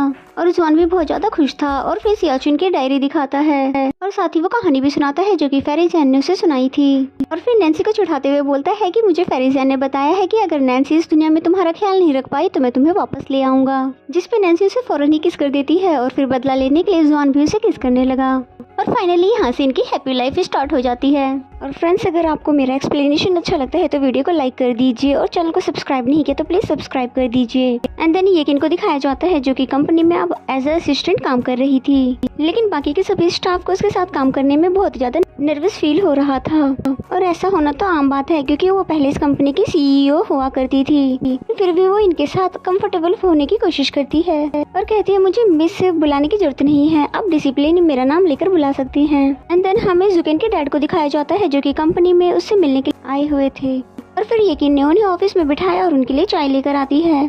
मिस्टर लू से कुछ बात करना चाहते थे इसलिए उसको अपने पास बिठाया और पूछने लगे कि तुम तो कंपनी छोड़ गई थी, फिर वापस क्यों आ गई? इस पे यकीन ने उन्हें सॉरी किया और कहा कि मेरा पर्सनल मैटर है, इसके बारे में आपको नहीं बता सकती। और मिस्टर लू दोबारा से पूछने लगे, क्या तुम्हें वो डील याद है जो कि हम दोनों के बीच में हुई थी? और यकीन ने बोला, जी मुझे अच्छे से याद है, और अगर मैं जुकिन के साथ डेट करूंगी तो आप अपनी इन्वेस्टमेंट वापस ले लेंगे। फिर काफी पोलाइटली बताने लगती है कि मुझे अब आपको फॉलो करने की कोई भी जरूरत नहीं है, क्योंकि आप इस कंपनी के पार्टनर नहीं रहे। एंड देन जुकिन को दिखाते हैं जो कि बहुत तेजी से गुस्से में अपने ऑफिस की तरफ आ रहा था और डैड को देखते ही उन्हें सुनाने लगता है और कहता है, अगर आपको मुझसे कोई कंप्लेन है तो मुझसे कहो, ना कि मेरे प्यार को धमकाओ, और मैं हर वो बात मानूंगा जो आप कहोगे, लेकिन मेरे प्यार के बीच में आने की जरूरत नहीं है। और मिस्टर लू तो इनका गुस्सा देख कर भी बहुत ही ज्यादा खुश होते हैं और कहने लगते हैं कि ये कौन सा तरीका है अपने डैड से बात करने का। खैर ये चाय बहुत अच्छी थी और तुमने बताया नहीं कि तुम्हारी कंपनी में इतनी अच्छी चाय मिलती है, और कभी मेरे ऑफिस में भी भेजना। और ये कहकर वो यहाँ से चले जाते हैं और यहाँ जुकिन को तो यकीन ही नहीं होता है कि अचानक से वो इतने अच्छे कैसे बन गए। और फिर यकीन से पूछता है, क्या तुमसे उन्होंने कुछ कहा था? फ्लैशबैक से पता चलता है कि उन्होंने कहा था कि ये सब कुछ करके मैं बस अपने बेटे को स्ट्रॉन्ग बनाना चाहता था, इसलिए वो उसे सॉरी भी कहते हैं। वैसे मैं कभी भी तुम दोनों के बीच में नहीं आना चाहता था, मैं तो बस इतना जानना चाहता था कि मेरा बेटा अपनी पसंद के लिए क्या कुछ कर सकता है। यकीन तो बहुत ज्यादा खुश थी और कहती है, तुम्हारे डैड ने क्या कहा ये मैटर नहीं करता, लेकिन अभी अभी जो कुछ भी तुमने कहा है वो सब मेरे लिए बहुत ज्यादा मैटर करता है। और इसके साथ ही यकीन ने उसे किस कर दिया जो कि इनकी फर्स्ट किस थी। एंड देन नेक्स्ट सीन में नैन्सी और जॉन को दिखाया जाता है जिन्होंने मॉम को पूरी कहानी सुनाई और सॉरी भी करते हैं कि हमने आपको पहले सच नहीं बताया। तो पहले तो मॉम नाराज होती है, फिर मजे में जॉन का कान खींचने लगती है और कहती है कि तुम वाकई इंसान बन गए हो, क्योंकि उसे दर्द जो हुआ है इसका मतलब तो वो इंसान बन गया है। फिर उससे वादा करने के लिए कहती है कि तुम नैन्सी को कभी भी छोड़कर नहीं जाओगे। इस पे जॉन भी खुशी से उनसे प्रॉमिस कर लेता है और मॉम तो नेक्स्ट प्रोसीजर के बारे में ही सोचने लगी। वो इन दोनों की शादी थी, लेकिन मॉम को अभी भी टेंशन थी कि तुम फ्यूचर में अपने बच्चों के रजिस्ट्रेशन कैसे करवाओगे। जिस पे जॉन ने अपनी आईडी दिखा दी और कहने लगता है कि मैं अब इस दुनिया का हिस्सा बन गया हूँ, मेरे पास यहाँ पे रहने की फुली राइट्स है। और इसके बाद तो मॉम बहुत मजे से इनके बच्चों के बारे में डिस्कस करने लगी। हाँ ये तीनों ही बहुत ज्यादा खुश थे। और फिर इसी देखते हैं कि नैन्सी और जुआन ने मैरिज सर्टिफिकेट बनवा लिया है और मॉम तो उसे देख कर बहुत ही ज्यादा खुश हो रही होती है और पता नहीं कितनी बार देख चुकी है। और फिर उनको मैरिज गिफ्ट में ड्राई फ्रूट, बेडशीट, साथ ही कुछ पैसे भी देती है जो कि जुआन के लिए था, लेकिन इसका इंचार्ज वो नैन्सी को बना देती है और साथ ही जुआन को बोलती है कि आज के बाद तो मुझे आंटी नहीं बल्कि मॉम कहोगे। अब इनका स्टेटस जो चेंज हो गया है। एंड देन नेक्स्ट सीन में ये दोनों जुकिन के पास जाते हैं और उसे बताते हैं कि हम दोनों की वेडिंग नेक्स्ट वीक होने वाली है और हम दोनों इसी घर में रहेंगे। वो दोनों तो इसलिए उसे बता रहे थे ताकि वो उसके घर से बाहर निकल जाए, लेकिन वो तो ये सुनकर सिर्फ उन्हें शादी की मुबारकबाद ही देता है और साथ ही कहता है कि गिफ्ट तो मैं शादी वाले दिन ही दूंगा और अगर तुम दोनों को कुछ और नहीं कहना तो मैं सोने के लिए जा रहा हूँ। वो ये कहकर चला जाता है और जुआन कहने लगता है कि ये कितना ज्यादा बुद्धू इंसान है, चाइनीज तो इसे समझ आती नहीं, पता नहीं इसे ऑथर किसने बना दिया। एंड देन नेक्स्ट सीन में मिस यकीन को दिखाते हैं जो कि जुगन को लेने के लिए आई हुई थी और यकीनन ये खुद तो नहीं जा रहा, इसलिए नैन्सी ने यकीन से कहा था और जुगन तो बिल्कुल बच्चा बन गया और इन दोनों की बातें तो उन्हें समझ ही नहीं आ रही थी या फिर वो समझना ही नहीं चाहता था। फिर जाने से पहले यकीन नैन्सी को जुआन के साथ हैप्पी टाइम स्पेंड करने के लिए कहती है और ये बात सुनकर जुआन भी बहुत ज्यादा खुश हो जाता है क्योंकि फाइनली उसके दिल की बात जो हो गई है जुगन को उसके घर से निकालने की। जुगन को तो लगता है कि ये अपने घर लेकर जा रही है, लेकिन यकीन उसको उसके ही घर पर ले आती है जो कि इसने बेच दिया था और फिर बताती है कि मैं इस घर को कैसे बेचने देती क्योंकि तुम्हें इससे तो ज्यादा प्यार था और मैंने इसे दोबारा तुम्हारे लिए खरीद लिया। ये बात सुनकर तो जुगन भी खुश हो जाता है और फिर ये दोनों अंदर आते हैं। यकीन बताती है कि मेरे पास तुम्हारे लिए एक जॉब है पर इसके लिए तुम्हें पे नहीं किया जाएगा और तुम्हें ये मटेरियल निकालना है। अगर तुमने 3 बार ट्राई करने पर उसे निकाल लिया तो तुम्हें ये जॉब मिल जाएगी, वरना फिर तुम्हारी खुद की मर्जी। और यकीन उस गिफ्ट को निकालने लगती है और जबकि जुकेन तो पुरानी बातों को याद करने लगता है। जब उसने पहली बार अपनी कंपनी बनाने का डिसाइड किया था तब से लेकर आज तक यकीन ने हमेशा उसका साथ दिया और इस दौरान तो काफी उतार चढ़ाव आए और बहुत कुछ बदला, लेकिन यकीन की फीलिंग उसके लिए कभी भी नहीं बदली और उसने तो गिफ्ट निकालने के 2 चांसेस खो दिए, जिस पे जुकेन सोचने लगता है कहीं वो तीसरा चांस भी ना खो दे और मैं कुंवारा ही नहीं मर जाऊं। इसलिए वो खुद ही गिफ्ट निकाल कर उसे देने लगता है क्योंकि बात अभी यकीन की है, इसलिए भले ही वो जान दे लेकिन वो हार नहीं मानेगा और उसने फर्स्ट अटेम्प्ट में ही गिफ्ट निकाल कर दे दिया, जिस पे यकीन जल्दी जल्दी से खोलने लगती है और हम देखते हैं कि वो एक रिंग थी, यानी कि यकीन चाहती है कि वो उसको शादी के लिए प्रपोज करे और हमें पता है जुकेन भी यही चाहता था। और फिर जुकिन ने उसको अपनी लाइफ में आने के लिए थैंक यू कहा, उसका ध्यान रखने के लिए, साथ में उसके रहने के लिए भी, और साथ ही वो उसको शादी के लिए भी प्रपोज कर देता है, जिसपे यकीन ने भी हाथ आगे बढ़ा दिया और फाइनली इन दोनों के बीच में किस होती है। एंड देन नेक्स्ट सीन में हमें नैन्सी और जॉन के वेडिंग के डे दिखाया जाता है। यहाँ पर ये तीनों सिंगल तो बस जेलस ही हो रहे थे। फिर जिया कहने लगती है कि देख लेना नेक्स्ट वेडिंग तो मेरी ही होगी। पीछे से यकीन आते हुए कहती है कि ये तो तब डिसाइड होगा जो कि ब्राइड की बुके पकड़ लेगी। और ये कहकर यकीन नैन्सी से मिलने के लिए उसके रूम में जाने लगती है, जहाँ पर जुकेन भी उसके पीछे पीछे आने लगता है, जिसपे यकीन ने उसे रोक दिया, ये बोलते हुए कि ब्राइड के रूम में लड़के नहीं जा सकते, इसलिए तुम यहीं पर रहकर इनके साथ बातें करो और इनसे फोटो खिंचवाओ। वो लोग भी समझ जाते हैं कि जुकेन जितना ज्यादा उनसे चिपक रहा है इसका मतलब तो नेक्स्ट शादी इन्हीं की होने वाली है।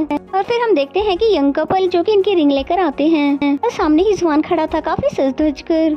एंड देन फिर एंट्री होती है हमारी ब्राइड की, जो कि नैन्सी आते हुए सभी इस जुआन के साथ बिताई हुई मेमोरीज को याद कर रही थी, हर वो मोमेंट जिसमें इन्होंने साथ में टाइम बिताया था, और दिल ही दिल में उसको अनफॉरगेटेबल लव बनने के लिए थैंक्स भी करती है। फिर मॉम उसको जुआन के पास लाते हुए बताती है कि मेरी बेटी थोड़ी सिली थोड़ी डम है, और भले ही मैं इसकी बायोलॉजिकल मदर नहीं हूँ, पर मैंने अपनी पूरी जिंदगी में इतनी सिंपल और प्योर लड़की नहीं देखी। आज मैं इसका हाथ तुम्हारे हाथों में दे रही हूँ, इसका हमेशा ख्याल रखना और इसे बहुत सारा प्यार देना, और जो खुशियाँ मैं इसे नहीं दे पाई वो तुम दे देना।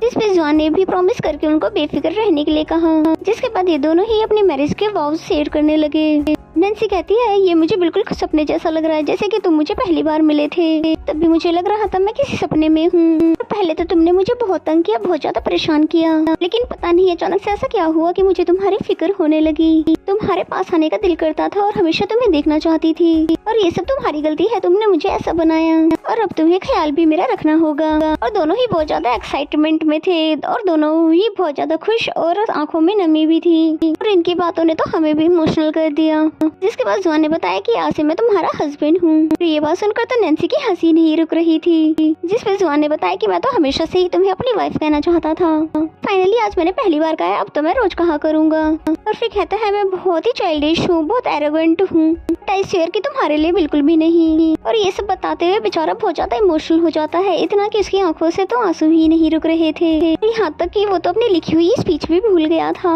और फिर निकाल कर नैन्सी को सुनाने लगा और उसे यकीन दिलाता है कि तुम्हारे आंखों में कभी भी आंसू नहीं आने दूंगा, और वो सारी खुशियाँ देने की कोशिश करूंगा जो तुम डिजर्व करती हो। इस स्पीच कंप्लीट होने के बाद दोनों ने रिंग एक्सचेंज किया और फिर अपनी वेडिंग किस करके कंप्लीट कर ली।